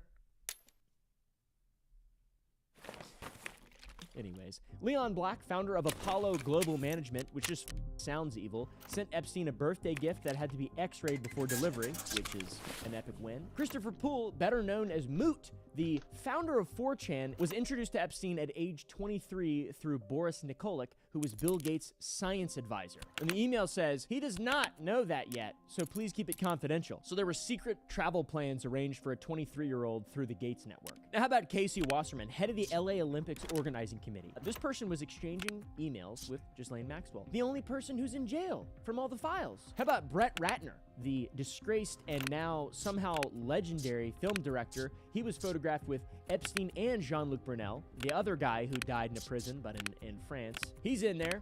Ever heard of the movie Melania? That's his brainchild. I heard it beat Iron Lung in the box office. How about a Peggy Siegel email from 2009 describing an after-party at Maxwell's Manhattan townhouse for the film Amelia? Apparently, Bill Clinton and Jeff Bezos were there. By the way, this is in 2009, after he's a pedophile and child trafficker. After. But he's, 2008, the banking crisis, and he's a banker and he's a money guy, so he's not, fully bad, I guess, at that point. People haven't realized that he's fully bad because it's still a secret. Or no, wait, he went to jail. So it wasn't a secret. I don't know if Epstein was a friend to all of these people or if he was some kind of service or what exactly was going on. It seems like a cult. It really does. It seems like this thing where these people have these ideas and they don't make any, well, they do make sense, but from the perspective of someone who might name their bank account Baal, after a evil demon that sacrifices children. I don't know. We haven't even gotten to the royals yet, by the way. How about the royals? 3 newly released photographs show Prince Andrew on all fours over an unidentified woman lying on her back. She is fully clothed in all 3 photos. Her face is blacked out. There's no date, there's no location, no context. The DOJ released them without any caption. It's just Prince Andrew looking weird. Luckily, there are also emails that sort of fill in some context. Epstein invited Andrew to dinner with a, quote, friend, and Andrew replied he would be there with a, quote, delighted to see her. Epstein described the woman as 26, Russian, clever, beautiful, and trustworthy. Andrew suggested they have dinner at Buckingham Palace, which has lots of privacy. Epstein wrote back that they would and that they need have private time. This happened 2 years after Epstein's conviction in 2008, by the way. So that's, there's no excuses there. Prince Andrew is a pig. He's a pig, pretty much. Now, there's also a complainant allegation in the file. There's a ton of complainant allegations and interviews that say a bunch of absolutely off-the-wall stuff, but it's extremely important to note that these are not official. These are, if anything, allegations. For some reason, it doesn't seem like a lot of them have been followed up on, or maybe they have, and that just information hasn't been released yet. It's murky, so take that extremely clearly. No misinformation spreading, hopefully. One of the complainant allegations in the file states that Prince Andrew was an accessory to a person's death, and he tortured a woman and was involved in somebody's murder. Lots of those, by the way. Lots about Trump, Clinton, some homeless guy got interviewed and talked about them eating babies and all sorts of ritualistic child sacrifice. There's a lot of really wild stuff that probably, is going to be most of the headlines. I'm assuming they released all of the more crazy stuff, the more tabloid type stuff, unredacted so it would fill the headline space so we wouldn't focus on the actual real things. That's my assumption. It seems like a psyop. All of this is, very well calculated and thought out. Fortunately, the British Prime Minister says Andrew should testify before the U.S. Congress. Andrew is ignoring the request because he's a little piggy who's been stripped of his royal titles and evicted from Windsor. He should go to prison, though, I think. He should be evicted from Windsor and go right to that evil Avengers prison in New York where they got everybody in there, dude. They got everybody in that prison. They got Diddy. They got the guy from Venezuela that they hogtied and brought. Got his wife in there, too. What the fuck? How about Sarah Ferguson, Prince Andrew's ex-wife? After Epstein's conviction, his publicist emailed him a strategy with a quote, "I think that Fergie can now say I am not a pedo." She was duped into believing false stories by civil plaintiff's attorney from Florida. So, when Ferguson did not cooperate fast enough, the publicist escalated and said, quote, "If gentle persuasion doesn't work, we need to turn up the heat, even to the point of sending her a draft defamation lawsuit." And a defamation lawsuit from one of the most well-connected, seemingly powerful people in the whole world probably is bad looking. It's pretty bad. Ferguson eventually caved and said, quote, "did not and would not call him a P." So, even though he is a P, he is a P. So, for sure. Sorry, was a P. Smoking the Epstein pack. For some reason, Ferguson called Epstein the brother I have always wished for, and after he got out of prison, she told him, "Just marry me." Epstein also paid £20,000 for her rent. Dollars, I think, in American language. And Ferguson told people she could arrange tea at Buckingham Palace Apartments or Windsor Castle for Epstein. So it's all favors, money, and then when that doesn't work, it's threats and silence. So, blackmail. How about Norway's crown princess, Mette Marit? I'm not even going to try to say that correctly. Her name appears lots of times in the Epstein files. For some reason, Epstein was arranging cosmetic procedures for her. She stayed at his Palm Beach home. She maintained contact with him until 2014, which was it's 6 years after his conviction, despite publicly insisting she stopped in 2013. Why does everyone lie by like a year? They're like, no, it was 2013. That was the last time I remember texting him via email. They also texted via email, which is just so weird and alien to me. You could check my emails right now. For one, they're all written well, for one. Maybe some of them are short, but I'm not like a idiot in them. And everything else is just texts. In 2011, she emailed that she had Googled Epstein and said it didn't look too good. She ended the email with a smiley face, which is incredible. 1 year later, she suggested Epstein connect with Scandinavian women for some reason. After the files dropped, she said, "I showed poor judgment and I deeply regret having any contact with Epstein. It is simply embarrassing." ChatGPT, how to write formal apology after name appears in Epstein files. And it's shown I rubbed shoulders with convicted evil guy, pedophile, sex offender, sex trafficker, Jeffrey Epstein. How to apologize quickly. Quickly, fast, on X.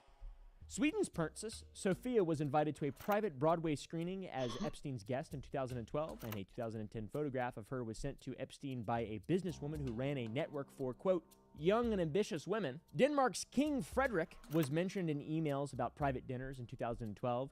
3 Scandinavian royal families, all in the files. Hey man, what the f***'s up with the Scandinavian kings and queens and shit? I didn't think we still did that. We do. They're just elected. If you needed more evidence, how about an email about a trip to Paris where someone replies, quote, for le pedophile convention? Epstein responds, I think pedophilie is the plural. So I assume yes for the pedophile convention. They went to a pedophile convention in Paris.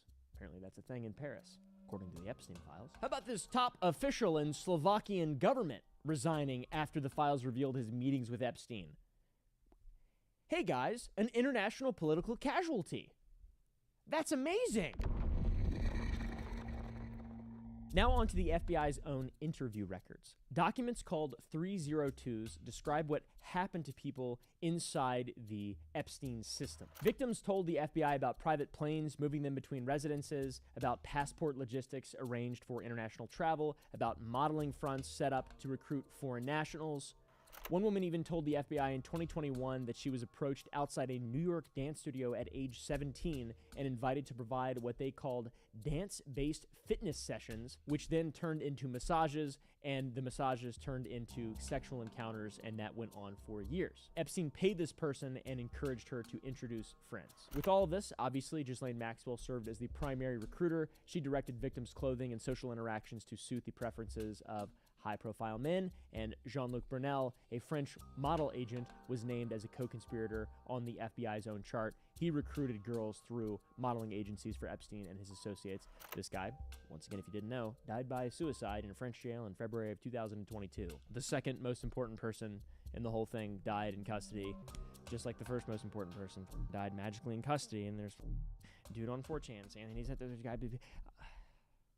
There's so much. There's so much. Ghislaine's still alive, though. Why doesn't she just tell us? Isn't that how you get a better sentence? Or you think she'll die in custody? That's probably what will happen. She doesn't also want to die in custody. Custody doesn't mean safety. Custody just means control, I guess. After victims left this system, they were contacted by people claiming to represent Epstein's interests and pressured into not cooperating with investigations. The FBI had all of this for years and just nobody knew, I guess, because it's an active investigation, stuff shouldn't be released, but also in July, they're like, there's nothing, there's no Epstein files, nothing's even happening. That's the really confusing part, because when you say, just release all the files, and then people are like, well, they can't because it's an active investigation. They said it's not, though. They just said it's not a couple months ago, and now it is, though, or whatever. So I don't understand what's going on. It seems like everybody's lying. Anyways, the diary. The diary is horrifying. It's 32.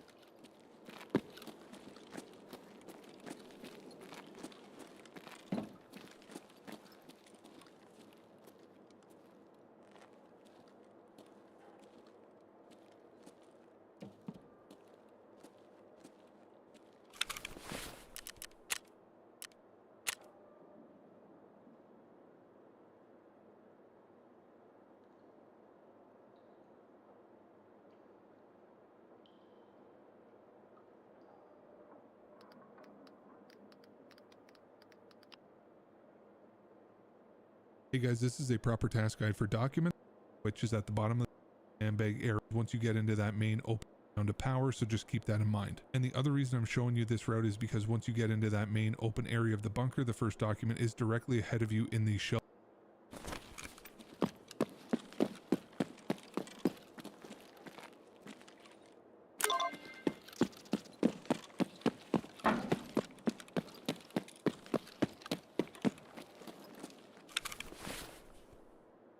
Shelving unit, and then I will show a picture for all 3 of these documents when the task is active. Or then take the first door on your right again, and then you're going to go straight through to the next room. Keep going straight until you are at another vertical shelving unit, and then the document is going to be hidden in the bottom part of that shelf, so you do have to go right up to it. Command room desk. After you collect all 3 of these documents,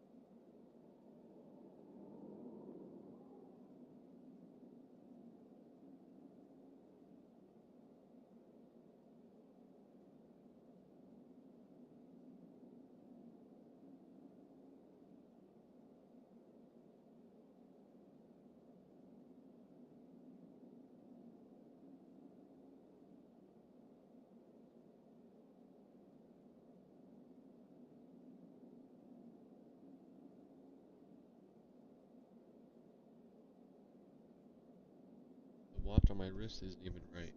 Ow.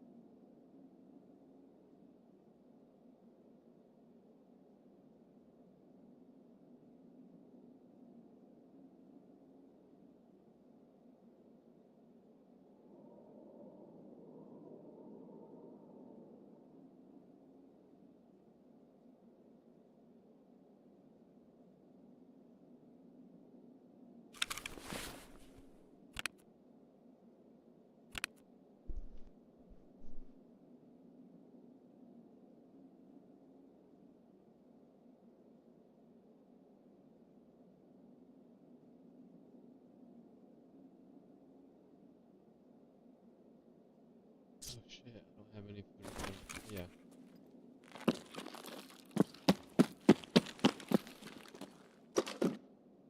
Nigga.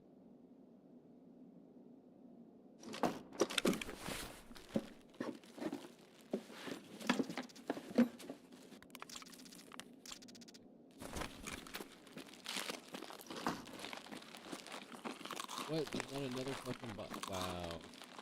That's actually crazy. Not another box though.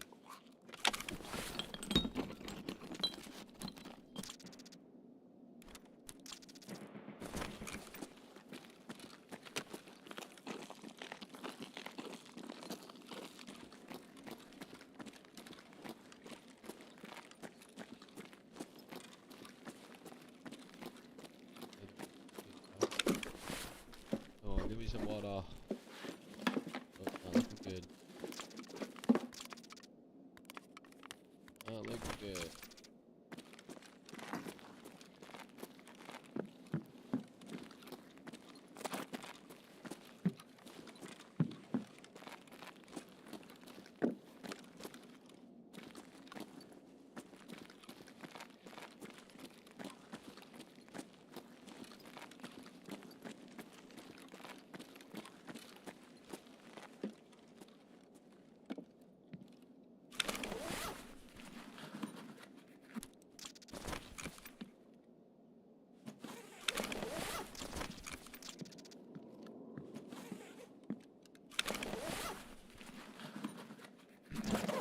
Okay. Okay.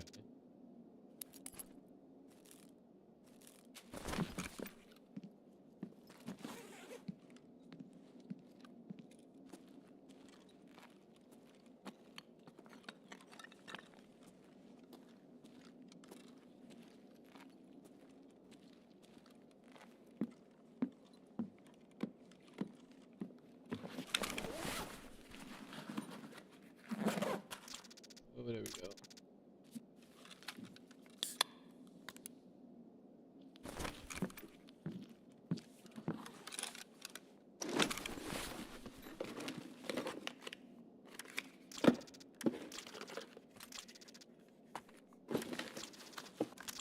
Wow, fuck's big.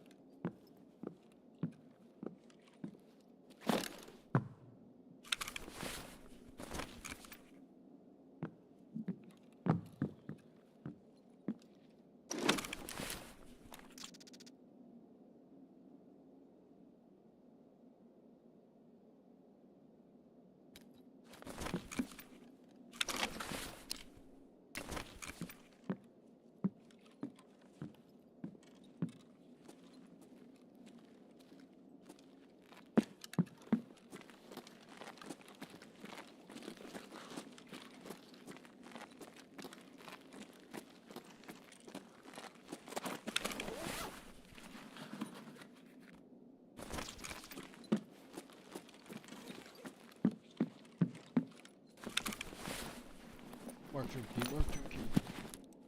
Oh.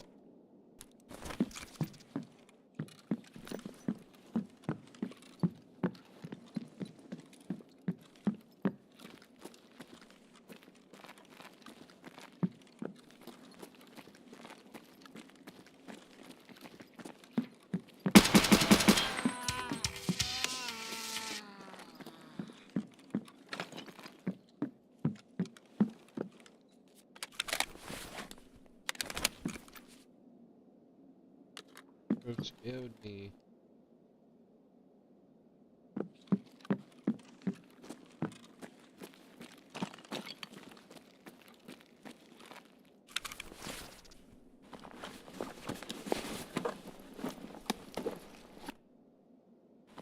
I'm sorry, little one.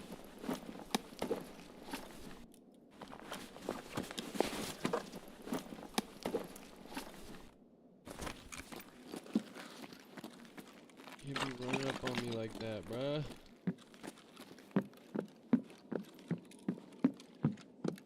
You even didn't know it was a scabby. Scarvy, I would have given him a gun and shit. Very unfortunate situation.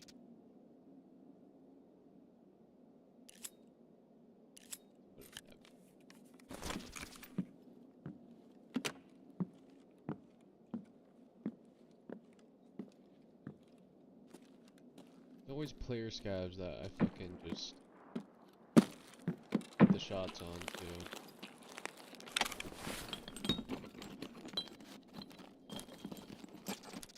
Could be any other Naga.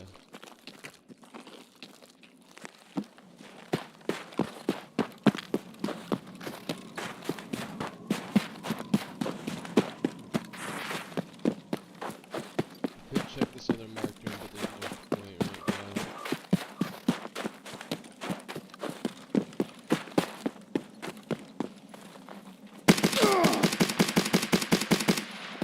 Fuck that nigga up. Fuck that nigga up.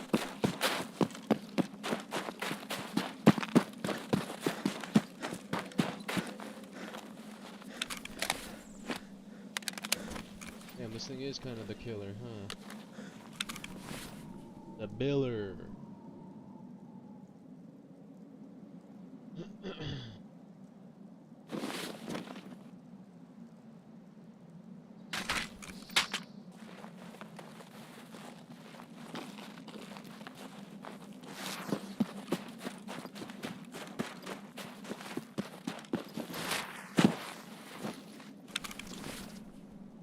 It was just another scab, dude. Come on.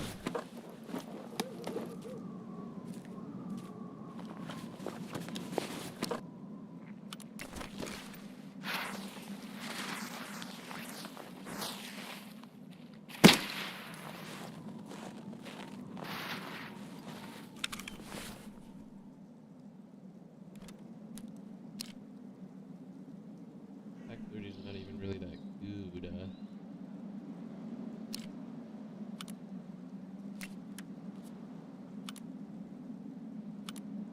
Oh, it's for the M700. God damn it.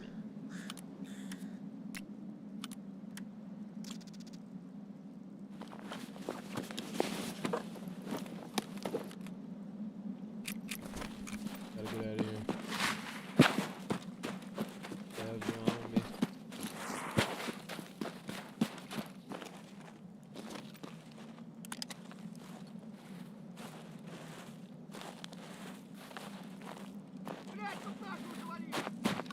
Away from me. I didn't mean to cause no harm.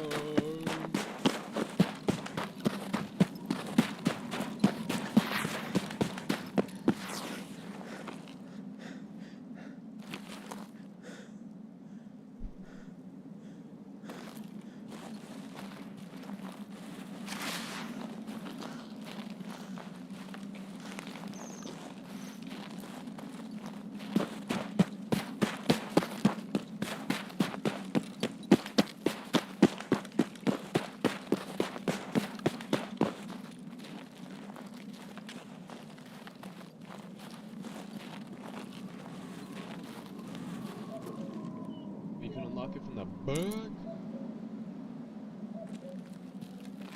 Oh, that's unfortunate.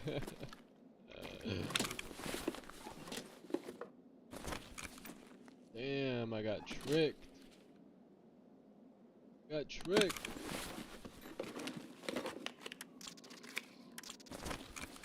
Wasted my key for nothing, bruh.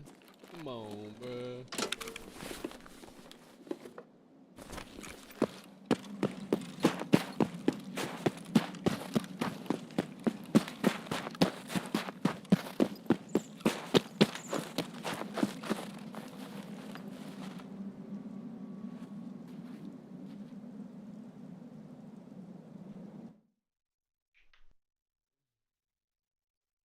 2 pages written by a victim who described being used as a human incubator to give birth to a baby girl fathered by Epstein, which involved Maxwell. She was told her physical traits were a part of a superior gene pool, which is, you know, Nazi eugenic type ideology. Every aspect of this person's life was controlled. Maxwell alternated between hostility and intimacy to keep her in line. And how about the 30 23andMe DNA testing kits ordered through Sultan bin Sulayem that were then shipped to Epstein's New York address? With the context of an incubator diary and Epstein's interest in eugenics and genes and all this stuff, it seems very bizarre. It doesn't seem like a fun experiment. Hey, let's all get our genes tested and see where we hail from. It seems more like, let's all get our genes tested and see where we hail from. That's what it seems more like. Now, earlier I mentioned this diary, but more and more has come out about it, and it is absolutely tragic and terrifying and extremely bizarre. As you can see, it wasn't written in plain readable English and was decoded into a legible transcript at some point. Tomorrow is the halfway ultrasound for Jeffrey. This one stuck. After they took the first baby who survived in the early miscarriage, I think it was called I No Longer Feel Like a Person But a Vessel. Will they take this one too? Who has the first one? I am not old or mature enough or even in the place to have a baby that I would be responsible for. I had to go to eating disorder treatment prior to being in this situation again and missed the entire full semester of school. I am so very exhausted. My body feels so tired. Will I ever be free? So whoever wrote this diary, this is not the first time they've been pregnant. She says that they took her first baby and mentions missing school for this. So the age is the implication there. This entry has an ultrasound of the baby. I am such a monster. I didn't console her. I can't unhear her screams. They haunt me. I couldn't even bring myself to look at her. I am a monster. I deserve to be haunted by her screams. I am so sorry. I am sick broken. Now this one was removed from the DOJ site. You can no longer find the file, but it is available at archive.org. Walk down Madison Avenue to 71st Street. My mother has lost her mind. Even though Ghislaine said it was best to take me home because Mr. Black is so important for some reason over my health, there is going to be hell to pay. I ruined their trip and I am dramatic when that fat bit me. He threw me to the floor and blood all over Jeffrey's carpet and I am the issue? Who the bites someone? Sick. No one is that important and Leon can go himself. I hate New York. Apparently the fat who bit her is Leon Black. He's mentioned many times in the Epstein files. For example, here he's mentioned again. There's a poem on the page with underlined text that reads, "Birth, cry, fatso millionaire. It's violent, goddamn baby screaming. There's always a bloody baby. Your 7 chins still as a ham." This Leon Black guy, pretty interesting character. Now his first line on Wikipedia includes that he was named in the Epstein files. So this page names Alan Dushowitz, Mr. Carruthers, and Mr. Islam. This is a confirmation of the victim's age, which is the age of 16. This document is extremely depressing and disturbing. It mentions a doctor from Israel and also Mar-a-Lago. It also tells how the victim had the help of a friend to try and escape. It mentions mom being upset, which shows the parent knew what was happening to her and most likely was not helping her. So there's plenty of speculation there. Maybe she was being paid, so on and so forth. I have no idea. This is what was actually written about the actual birth. It's extremely disturbing. Feel free to read if you'd like. Here, Rockefeller's mentioned, Larry Summers is mentioned, potentially Prince Andrew, most likely, who knows. Then this page seems to confirm her adoptive mother took directions from her biological mother and put her into this life at a young age, including her younger sister, who was 12 at the time of the events. The paternal grandfather also knew of the abuse. Dana Chasson and Larry Summers confirmed to be involved, according to this document. This is amongst many other extremely disturbing things in the files. I recommend everybody go read some of them yourself and don't just watch videos like this. You know, formulate your own opinions and thoughts. The files also contain tons of complainant allegations, which are public tips submitted to the FBI, along with formal victim statements. Now, it's very important to realize that these are just tips. Some of them are anonymous, some of them were followed up on, some of them were never followed up on. It's a massive area of gray. A lot of them are uncorroborated. These are just things that people say. I don't know why they decided to release all of these unredacted, because probably because it's big news and it's like, well, they're not real. So it just gives ammo maybe for the cult to continue forward potentially. I'm not totally sure. So with all that in mind, we've already discussed plenty of completely true stuff that is as bad as it gets. One complainant describes a trafficking ring operating out of Trump's golf course from 1995 to 1996. Another describes calendar girls at Mar-a-Lago where children were auctioned. When you read these allegations and public tips, it makes emails from the files that are more legitimate seem a lot more legitimate. For example, an email from Epstein that reads, "Where are you? Are you okay? I loved the torture video." Or other emails between Epstein and his associates containing the line, "Pizza." Or the word pizza, I guess. "Send pizza to Bobby!" Exclamation point. If you've heard of Pizzagate, which is a massive conspiracy in DC about Comet Ping Pong Pizza, and it's become a conflagration of misinformation with some very good, solid, I would say, points that should probably be investigated, but the baby's gone with the bathwater, right? PSYOP at that point. Okay, at this point, it's PSYOP. But regardless, pizza is a FBI code word for CP, meaning a young girl. That's part of the FBI's SOPs, and they're talking about pizza in these files. So, you got to really be careful with what we're reading and what we're interpreting from it, because it's all meant to do something. This isn't transparency yet. There's still almost half the files unreleased. Most of it's redacted. This is not transparency. This is all very deliberate. What's coming out is very deliberate. A male victim described being assaulted on a yacht. The FBI dismissed it and recommended no further resources. The supervising agent's response was, "I didn't realize Bush him too." Okay. And that's Bush 1, by the way, the, former CIA guy turned king of America, turned his progeny, then becomes king of America, gets us into a war about oil in the... who's not in the Epstein files? Dick Cheney. There's a really funny meme that's been going around about Dick Cheney just doing it all for the love of the game. He's not actually implicated in it. He's just actually evil.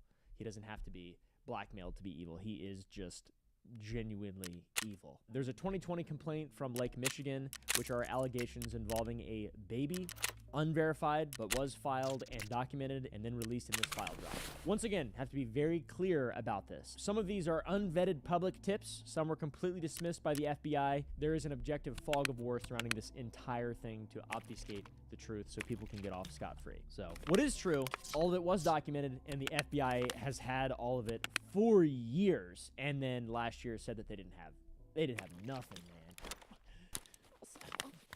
We don't have nothing. We'll see you in Valhalla. Now, remember the FBI document that I mentioned in the beginning, the confidential human source report? Here is more of that story. The FBI has a form called an FD-1023. It is what they use to record information from confidential sources, which are people on the inside providing intelligence to the Bureau. Speaker of the House Mike Johnson said, "Donald Trump's a confidential informant for the FBI. That's why he's in all the Epstein files." It's a terrible, unspeakable evil. He believes that himself. When he first heard the rumor, he kicked him out of Mar-a-Lago. He was an FBI informant to try to take this stuff down. So one of those type of things. Two of these reports are in the files, one from July and one from October of 2020, both from the same source. Source ID S000999701. The source worked as Alan Dershowitz's assistant during the first Epstein plea deal from 2005 to 2008. And what this source told the FBI is one of the most important things in the files that has been released, which lots of people have been speculating this, but it's just more and more proof and more truth to bring weight where it actually needs to be brought to with all this shit. The quote is, "Epstein belonged to both U.S. and allied intelligence services.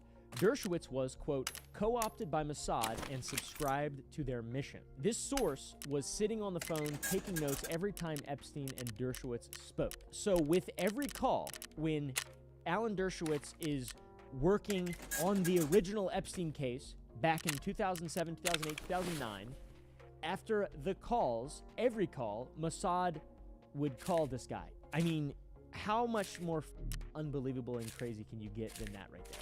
How is that not like the headline of all this bullshit? And Dershowitz was never billed for his work representing Epstein or Maxwell. And if I learned anything from Breaking Bad, that's not a normal attorney-client relationship, okay? The source told the FBI that this arrangement suggested an intelligence operation, not a legal operation. Sheldon Adelson, the casino billionaire, he was behind both Dershowitz and Benjamin Netanyahu. Sean Hannity also backed by Adelson. This source then described a network working to co-opt the Trump presidency through Chabad and Jared Kushner, Trump's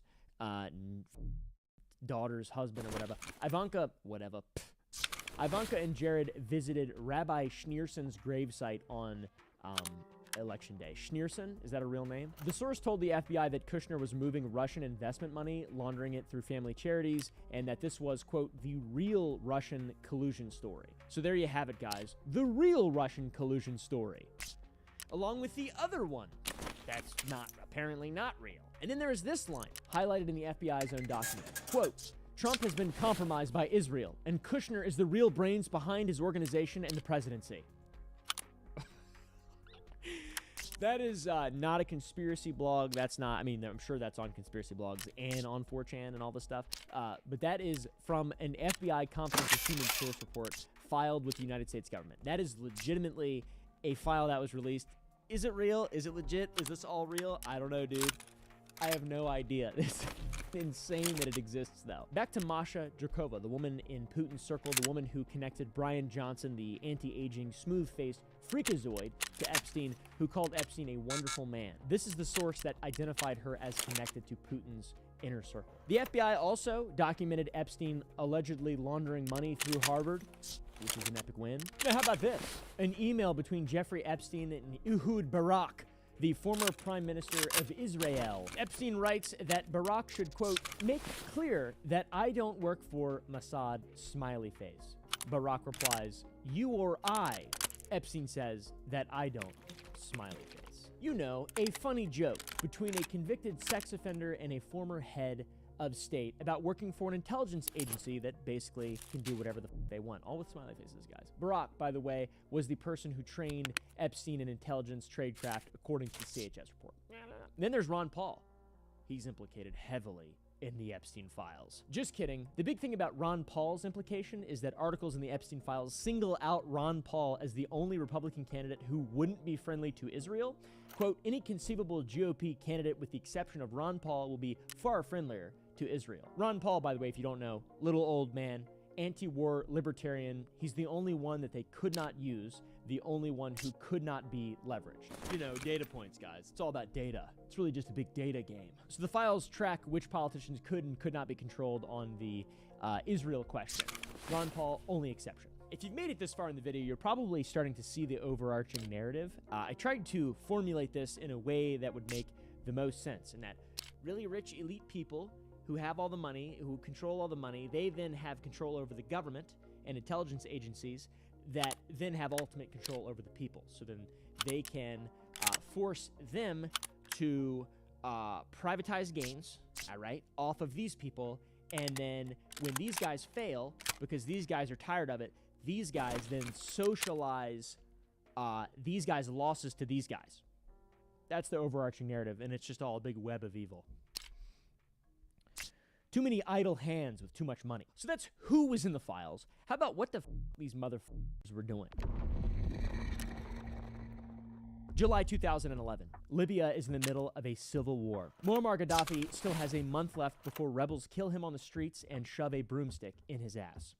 And an email lands in Epstein's inbox from a man named Greg Brown, not the musician that sings the beautiful song Spring Wind. It's one of my favorite songs of all time, but rather a different Greg Brown, I hope. It's definitely a different one. I mean, maybe it is. I don't know. The email lays out a plan to recover $80 billion in frozen Libyan government assets. Dr. Evil type shit. Brown says he's working with Paul Hoover, an international law firm. And then there's this one. I have friends formerly with MI6 and Mossad willing to help identify these stolen assets. Epstein's reply is, the Libyans now are legit, but need real help. The big carrot is $100 billion in reconstruction spending once the war ends. That's what the big carrot is. And this is like conspiracy government subversion 101. Wars are not about good and evil. They never have. Well, maybe sometimes, and occasionally they have been throughout history. But mostly they're about destruction and then who gets to rebuild and who gets to then claim the resources. And that's not a conspiracy. That is the objective truth and fact about how most things work. Not just war, but like there's so many things. Anyways, in regard to the files, this is not socializing. This is geopolitics. A convicted sex offender coordinating with intelligence operatives to access war-torn countries' frozen assets during an active civil war. That's what we're seeing in the files here today, guys. But it's not a big deal, all right, according to the FBI, or according to this, or according to, what's a funny thing to say about Agartha? Agartha's finest soldier, Cash Patel. I don't know, dude. How about Dubai, one of my favorite countries in the world? Sultan bin Sulayem, CEO of DP World, double penetration, one of the largest port operators on the planet that runs shipping terminals in over 40 countries and is a subsidiary of the government in Dubai. Bin Sulayem sent Epstein intelligence about a Mossad assassination. January 2010, Israeli agents assassinated a Hamas leader in a Dubai hotel. Bin Sulayem forwarded Epstein the details. Why, I wonder? I have no idea why. I couldn't even begin to guess. He also arranged a Russian masseuse as Epstein's personal masseuse at a Dubai hotel. He also is the guy who ordered the 30 23andMe DNA testing kits that were then shipped to Epstein's New York address for some unknown clown world reason. I have no idea. And he used Epstein as an intermediary for UAE sovereign wealth investments in Nigerian port infrastructure. So that's where I'm going to start sticking my money, into Nigerian port infrastructure. So now we have a government official from Dubai sharing Mossad intelligence with Epstein, arranging women for him, ordering DNA kits for him, and routing sovereign wealth fund money through him.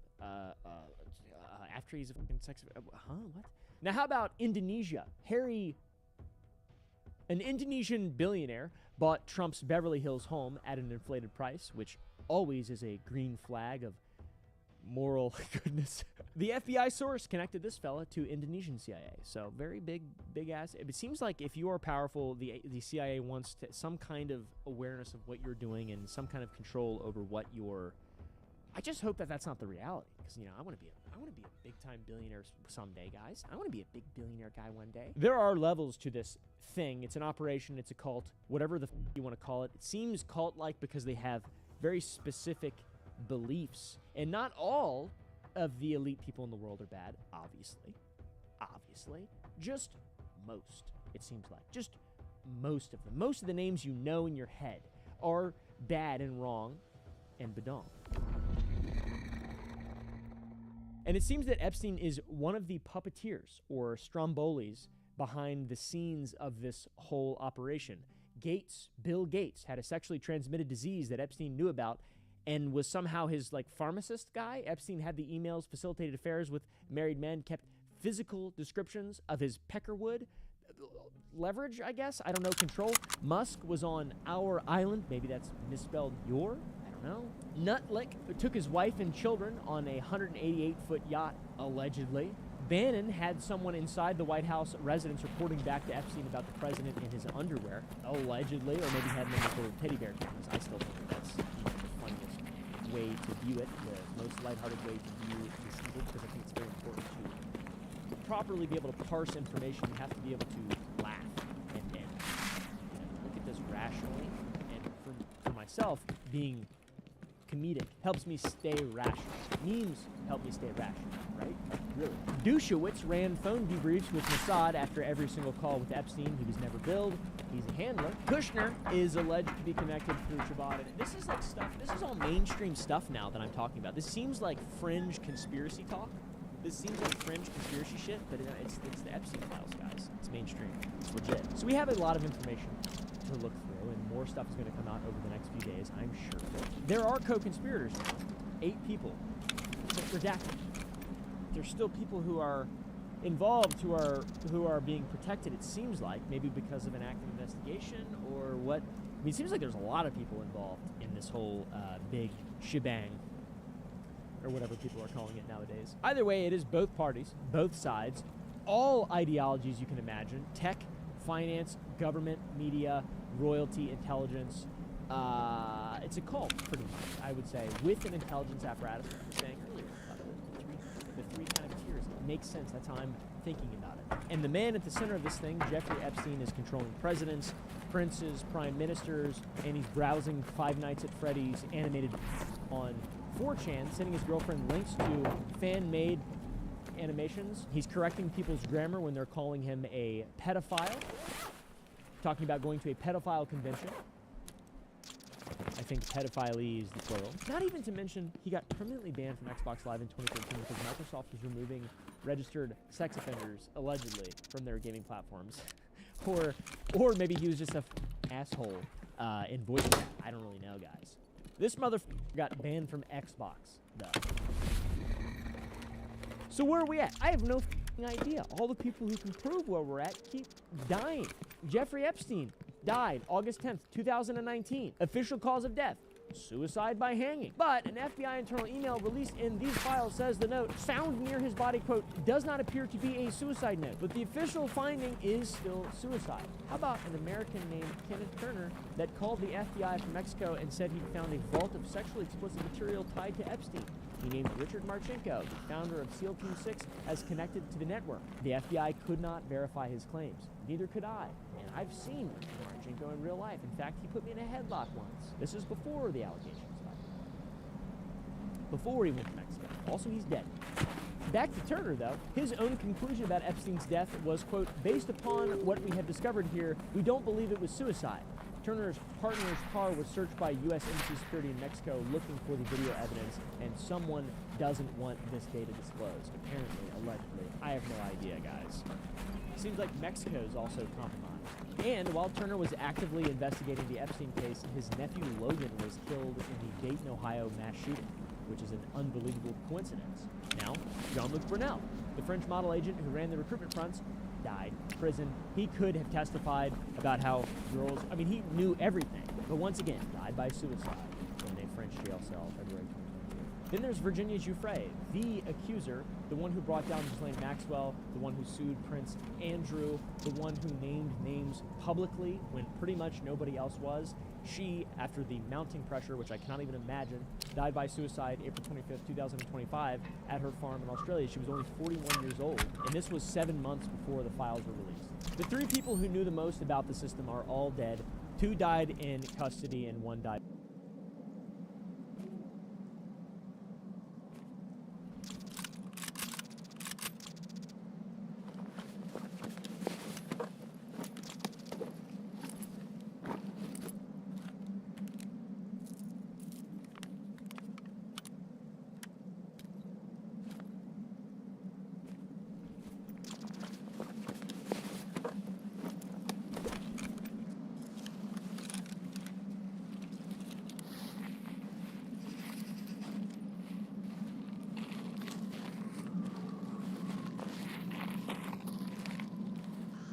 Ага, блядь, зацепил!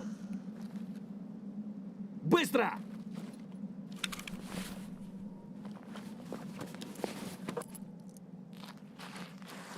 That nigga just took some ammo, bro.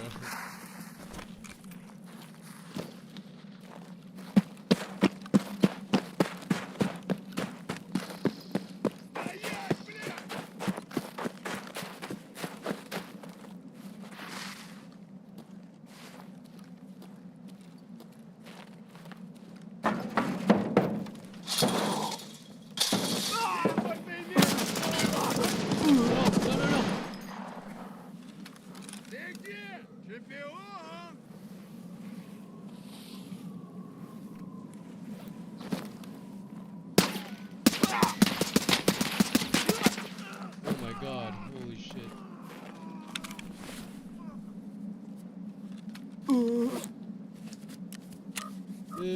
Live, damn you, live!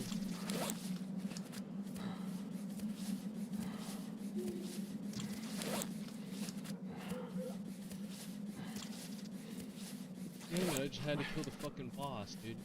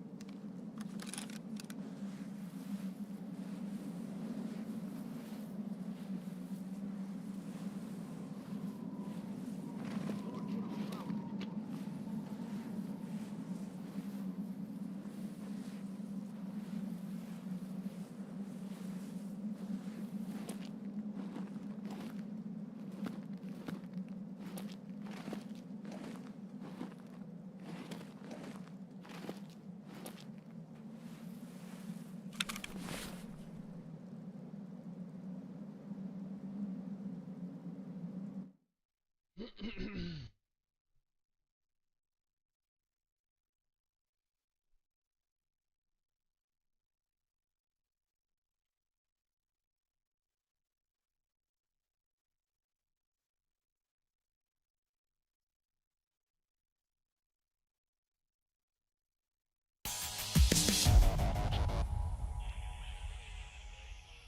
it, bro. How much fucking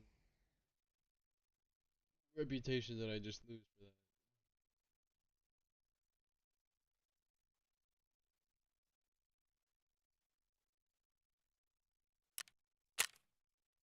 that? No.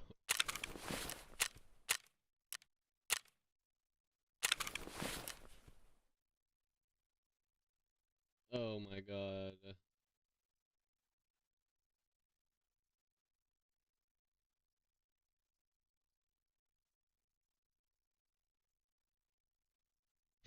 Fuck.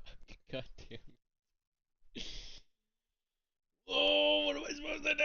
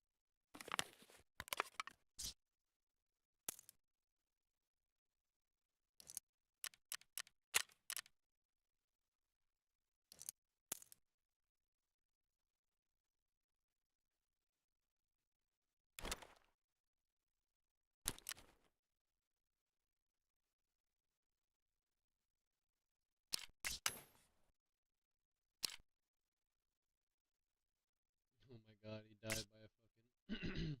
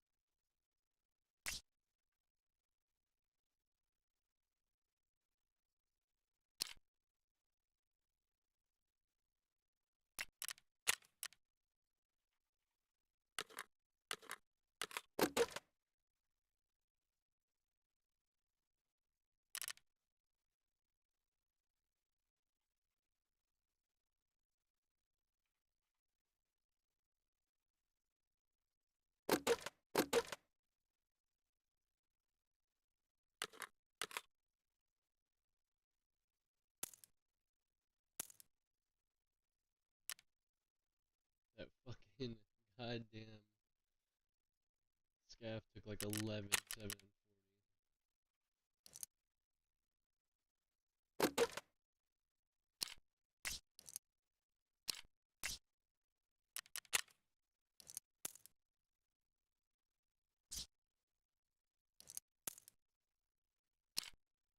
Ooh, level 6. Level 6. Oh.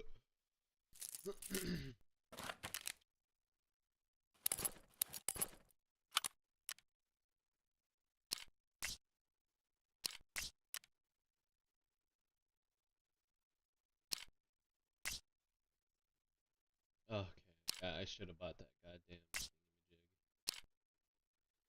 I did have bought that goddamn thingamajiggy.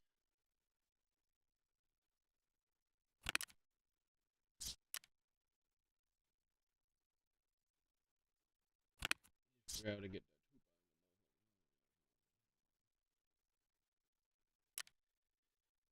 Okay, okay, okay.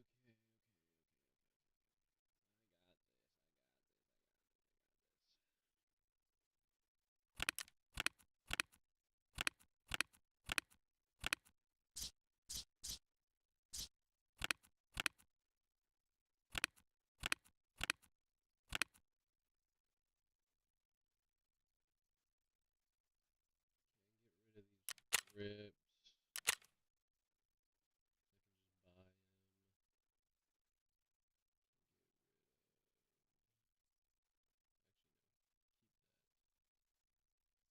Keep dot.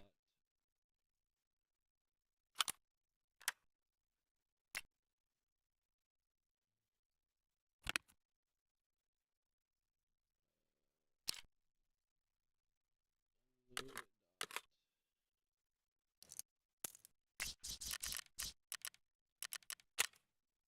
Where's my magas?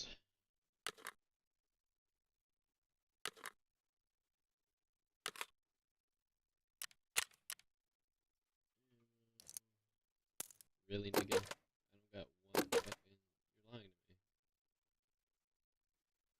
All my M855A1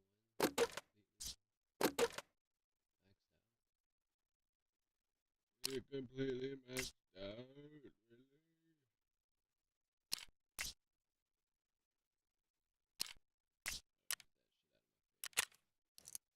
Bink. Okay. What else do we got here? NL, bruh. Things fucked up anyway. Okay. I'll take.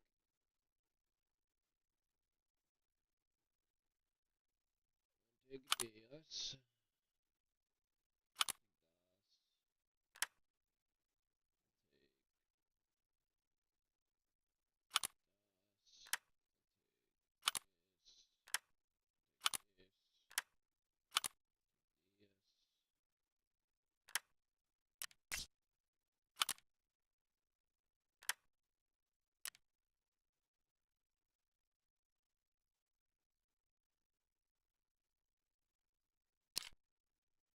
HK is also fucked up.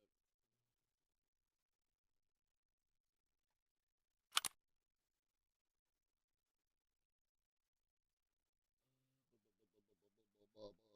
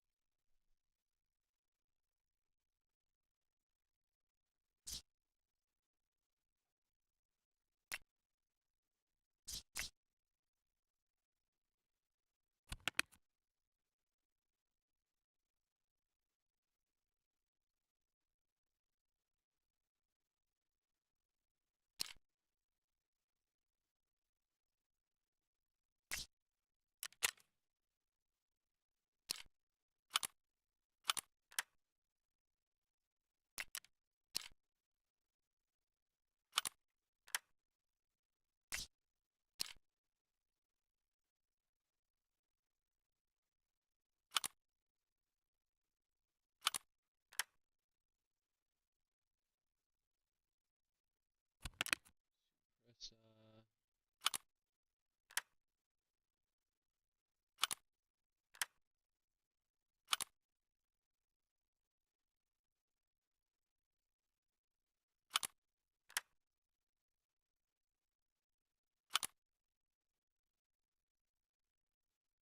Press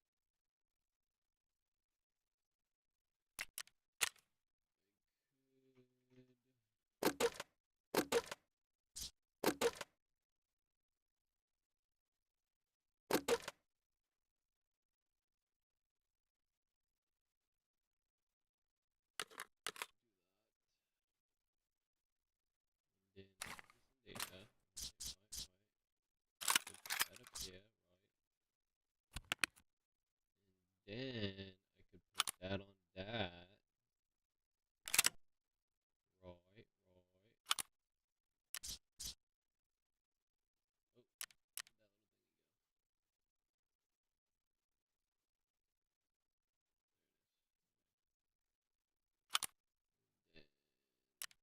I didn't grab the mouse.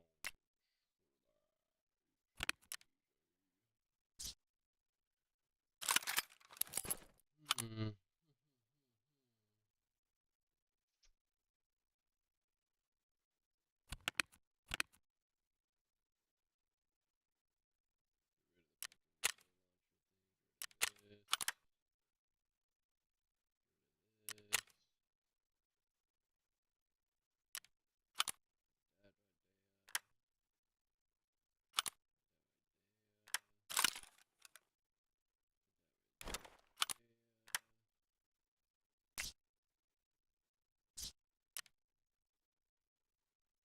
Zen, on Zen.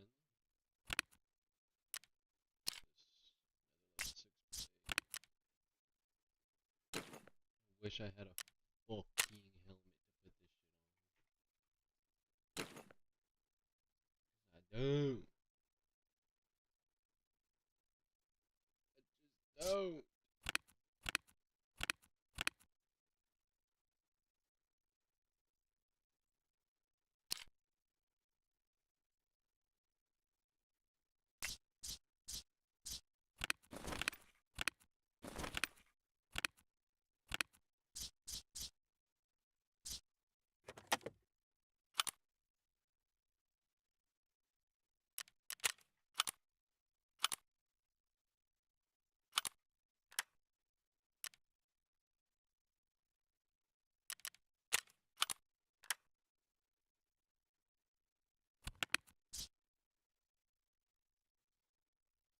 Okay, okay, we're getting there, we're getting there. What else? I have a feather in my butt. It's poking me.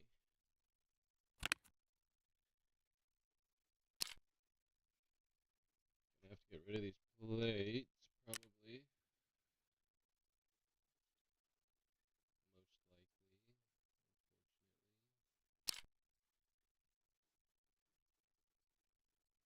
Most likely, unfortunately. Oh, these level 6 plates are fucked up. What these ones? Ooh, these ones are Buddha. Tighten those.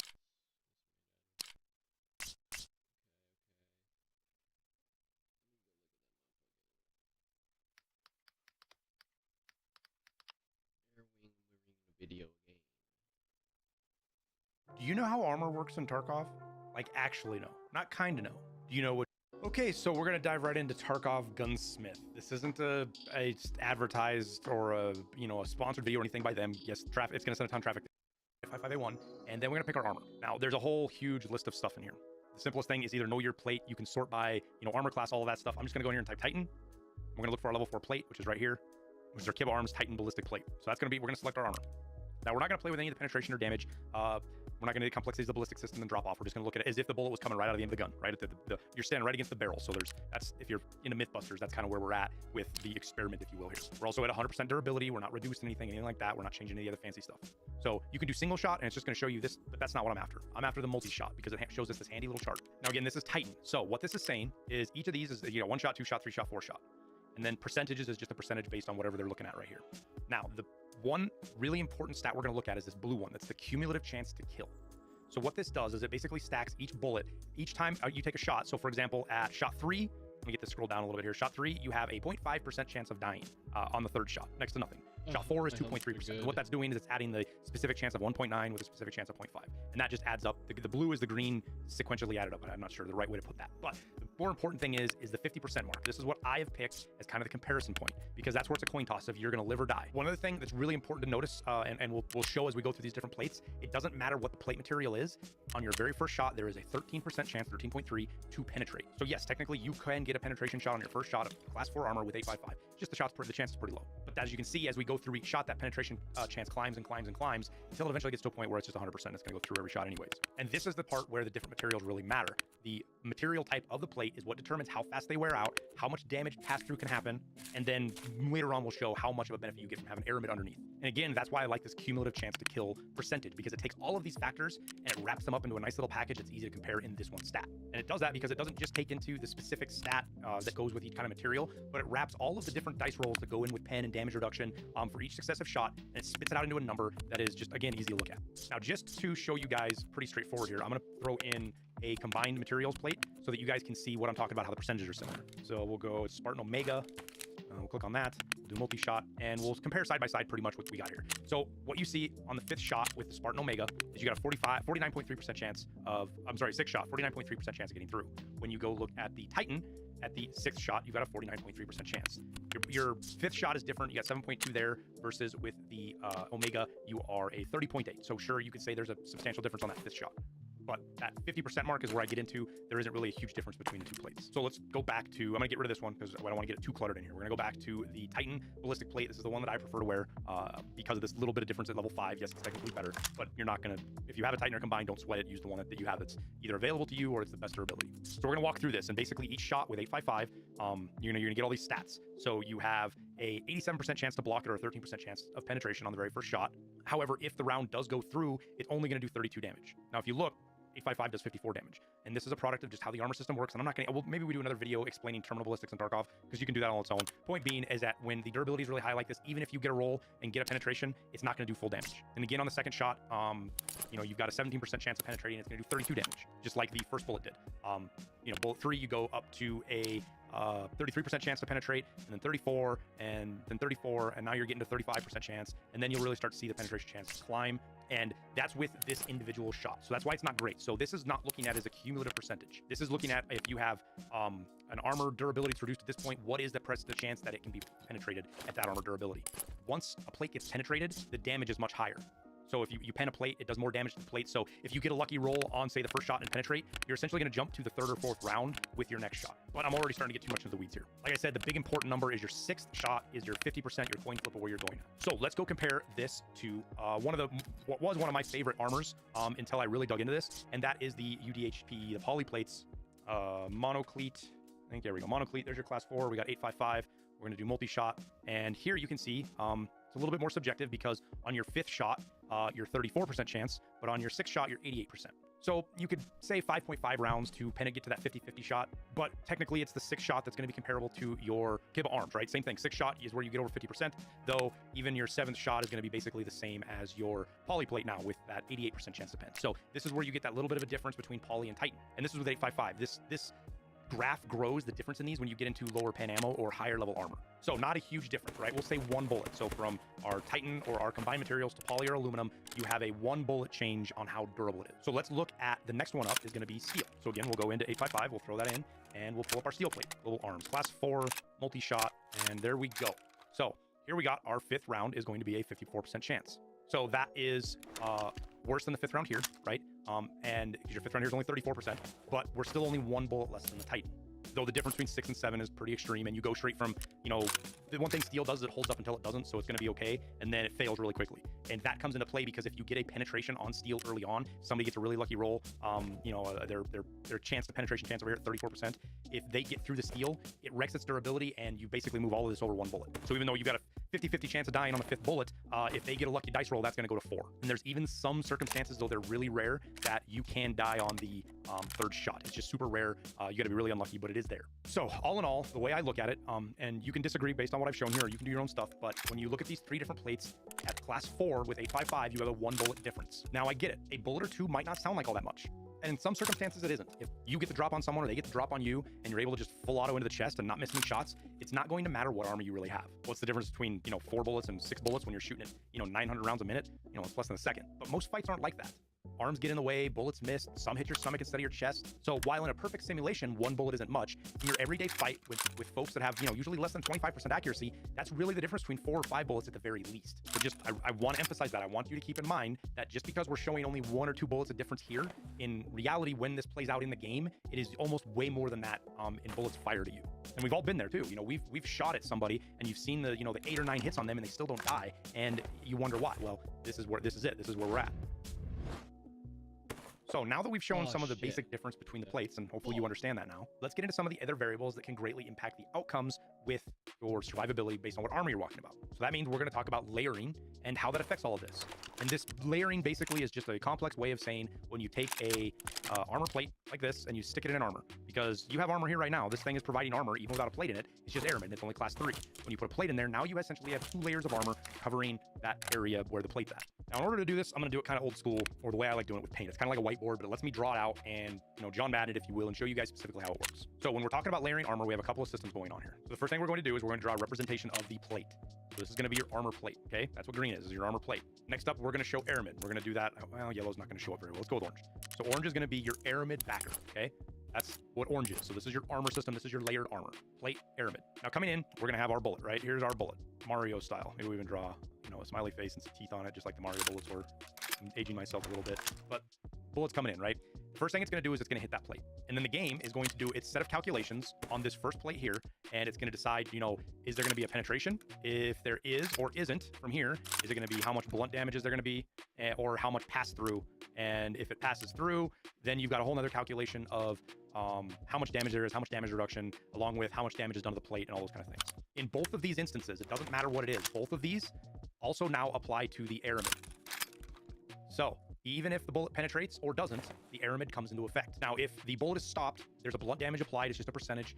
They're kind of getting complicated with the math. We're not going to get in there. We're just, for simple purposes, we're going to say it's percentage of the bullet's damage. And then the aramid is going to do a reduction based on its level of 2 or 3 to that blunt damage. So if let's say that this bullet does, we'll just say 50 damage, and it's going to let 10% through, then on the aramid, you know, you're only going to get 5 damage to the aramid, and then the aramid's going to reduce this by another, you know, let's say 30%.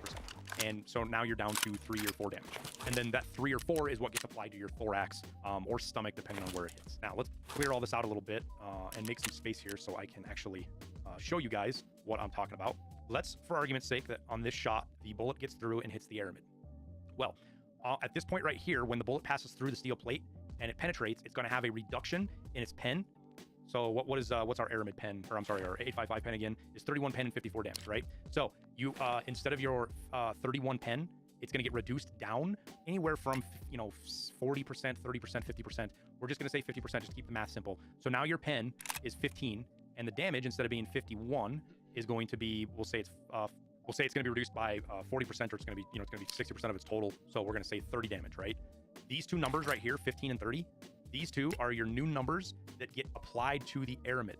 So when the bullet gets through the plate, it gets reduced in damage, and now the aramid is going to do its own dice roll against 15 pen and 30 damage. And then that process starts all over again. If it's a block, how much blunt gets going through, if it's penetrate, how much is reduced, all of that stuff applies. Now, this was a really complex picture to draw, and thankfully, Tarkov Gunsmith is going to let us simplify this really quickly and show you the results of this without having to do any crazy math. So let's put all this together. We're going to keep sim 1, 2, and 3 here to refer to, but we're going to go into our 4th sim now. We're going to throw 855 in here. We're going to do the same plate as here. It's going to be the Kiva Arms Titan Ballistic. So let's grab that real, oops, wrong one. We'll grab the Kiva Arms Titan Ballistic. And then underneath here, we're going to go with an aramid backer. And for me, I like using the CPC. It doesn't matter which one you have potentially. We're just going to stick with the CPC for now because it's the one that I like. And it's going to be the front one. It's got 40 durability. It's class 3. And now we have an armor system. So when we hit multi-shot, it's going to spit out what it takes to get through, excuse me, not just your first plate, but also the aramid with 855. Okay, we're going to keep sims 1, 2, and 3 up here just to reference them. Sim 4, we are going to pull up 855 again, right? And we're going to put in our Kiva Arms Titan Ballistic plate, which is the same as sim 1, as you can see here. And we are going to put behind it a class 2 aramid. Now, one of the more common ones you're going to see is going to be the Karasa. Let me see if this pulls up here. Maybe I didn't. Yep, there it is, Karasa. So this is your level 2 aramid. It's going to be the thorax stomach aramid insert for that. And now we're going to do multi-shot, and we're going to see what kind of results we get. Now, if you remember, we were 6 shots, right? With just the plate, nothing else. We are 6 shots to our 49, or basically our 50% coin flip. With aramid, with level 2 aramid, with 855, this now goes to over 8 bullets. It's 8.5, but, you know, we'll say, you know, the 9th bullet is the one that's probably going to kill you. 8 to 1 puts you about 30%. So this is a pretty extreme jump just for putting a little bit of aramid behind the plate. And this is really important. I want to point this out because there are armors out there that don't have aramid. Now, specifically, if you want to look at it, let's go look at the Hextech, the HBC. It does not have any aramid. It's only the plates. It's a plate carrier. This also applies to the Hex Grid, which hopefully that pulls up right here. As you can see here, there is no aramid. It is only the plates. And the Tasmanian Tiger plate carrier is also the same thing. These are only plate carriers. There is no aramid backer to them. So if you're using these, you are hamstringing yourself with survivability. And again, that shows right here, whereas with just the plate, you have 6 rounds to your 50%, whereas here, to get over that 50%, whoops, I clicked on the wrong one, you have to get to 9 rounds. Now remember, we were talking, it's not just 3 bullets. That's probably going to equate to maybe 8 to 10 bullets when somebody's shooting at you. And we're going to go even a step further, and we're going to show how much of a difference with 855 and everything else being the same. You know, we're going to have the Kiva Arms plate again, but instead, this time, we're going to go with level 3 aramid. We're going to grab a CPC. It's one of the better ones, but you can get CPC pretty quickly through ref, at least as of doing this video. We're going to do multi-shot, and you can see here, now you are 10 shots to 22%, and the 11th shot, you jump to 90%. But that's almost double from just the plate by itself. So the question a lot of people have about why people are so tanky, this is part of it. And this doesn't just apply with the best armor. I'm going to go in here. We'll skip the poly because it's in the middle, and we will go right into, we'll go with steel because it's one of the more common plates out there that people are going to run with. And this is steel, right? Yep, there we go. And then we'll throw in the CPC. We'll throw in the class 3 because if you have the option, you should be running class 3 with this anyways. And we'll go into multi-shot. And you'll see here with steel, you go from basically not taking any damage to all of a sudden you're probably going to die. That's the downfall of steel, again, how fast it wears out. But it's 8 shots now. So with aramid and steel, you are pushing yourself beyond just the plate by itself if you have a good plate. I'll look here at 3 at the steel plate. So remember, steel plate is 5 shots to get over your 50%. With the level 3 aramid behind it, now you are 8 shots. Okay, now that you guys, we've shown 855 against the armor that it works on, let's show how this can drastically change. We're going to set this up pretty much the same thing. We're going to go Kiva arms, and we are going to go with the CPC armor plate, or insert. But now we're going to go with 856 A1, which jumps us up to 38 pen, which is substantially higher. When we go to multi-shot, you're going to see pretty quickly how much of a difference, even just a little bit of penetration. We're gaining, 7 pen from 855 to 856, and how much more effective that is against class 4 plates. So all things being equal, you're essentially 5 shots to kill somebody, whereas with 855, you're 11 shots. Same armors, same everything else. That bullet, that 7 extra pen, right? That's where we're going. We're going from 31 to 38, correct? Cuts in half. How many bullets? More than half. How many bullets it takes to kill somebody? At least with class 4 armor. And this is why class 5 becomes so valuable for everybody, because this 38 pen, 40 pen is pretty much where you can peak out on what ammo you can buy on the flea market. One of the real common ammos that everybody substantially higher. When we go to multi-shot, you're going to see pretty quickly how much of a difference, even just a little bit of penetration. We're gaining 7 pen from 855 to 856, and how much more effective that is against class 4 plates. So all things being equal, you're essentially 5 shots to kill somebody, whereas with 855, you're 11 shots. Same armors, same everything else. That bullet, that 7 extra pen, right? That's where we're going. We're going from 31 to 38, correct? Cuts in half. How many bullets? More than half. How many bullets it takes to kill somebody? At least with class 4 armor. And this is why class 5 becomes so valuable for everybody, because this 38 pen, 40 pen is pretty much where you can peak out on what ammo you can buy in the flea market. One of the real common ammos that everybody's complaining about right now, and I think rightfully so, is going to be 7.62 by 39 PP ammo. It's one of the higher pens you can buy. It's 41. You can still buy it on the flea market. But let's say somebody is running a class 5 plate. Let me grab, I don't remember exactly which one it is. It's the one on Skier. It's the one that I run the most. It's probably one of the best class 5s you can get a hold of. Yeah, here you go. This one. So it's the Colt Locust Ballistic Plate, class 5 Titan. So let's pull that up onto the simulator here. Colt Locust, class 5. We're going to throw a CPC behind it. And we're going to do a multi-shot.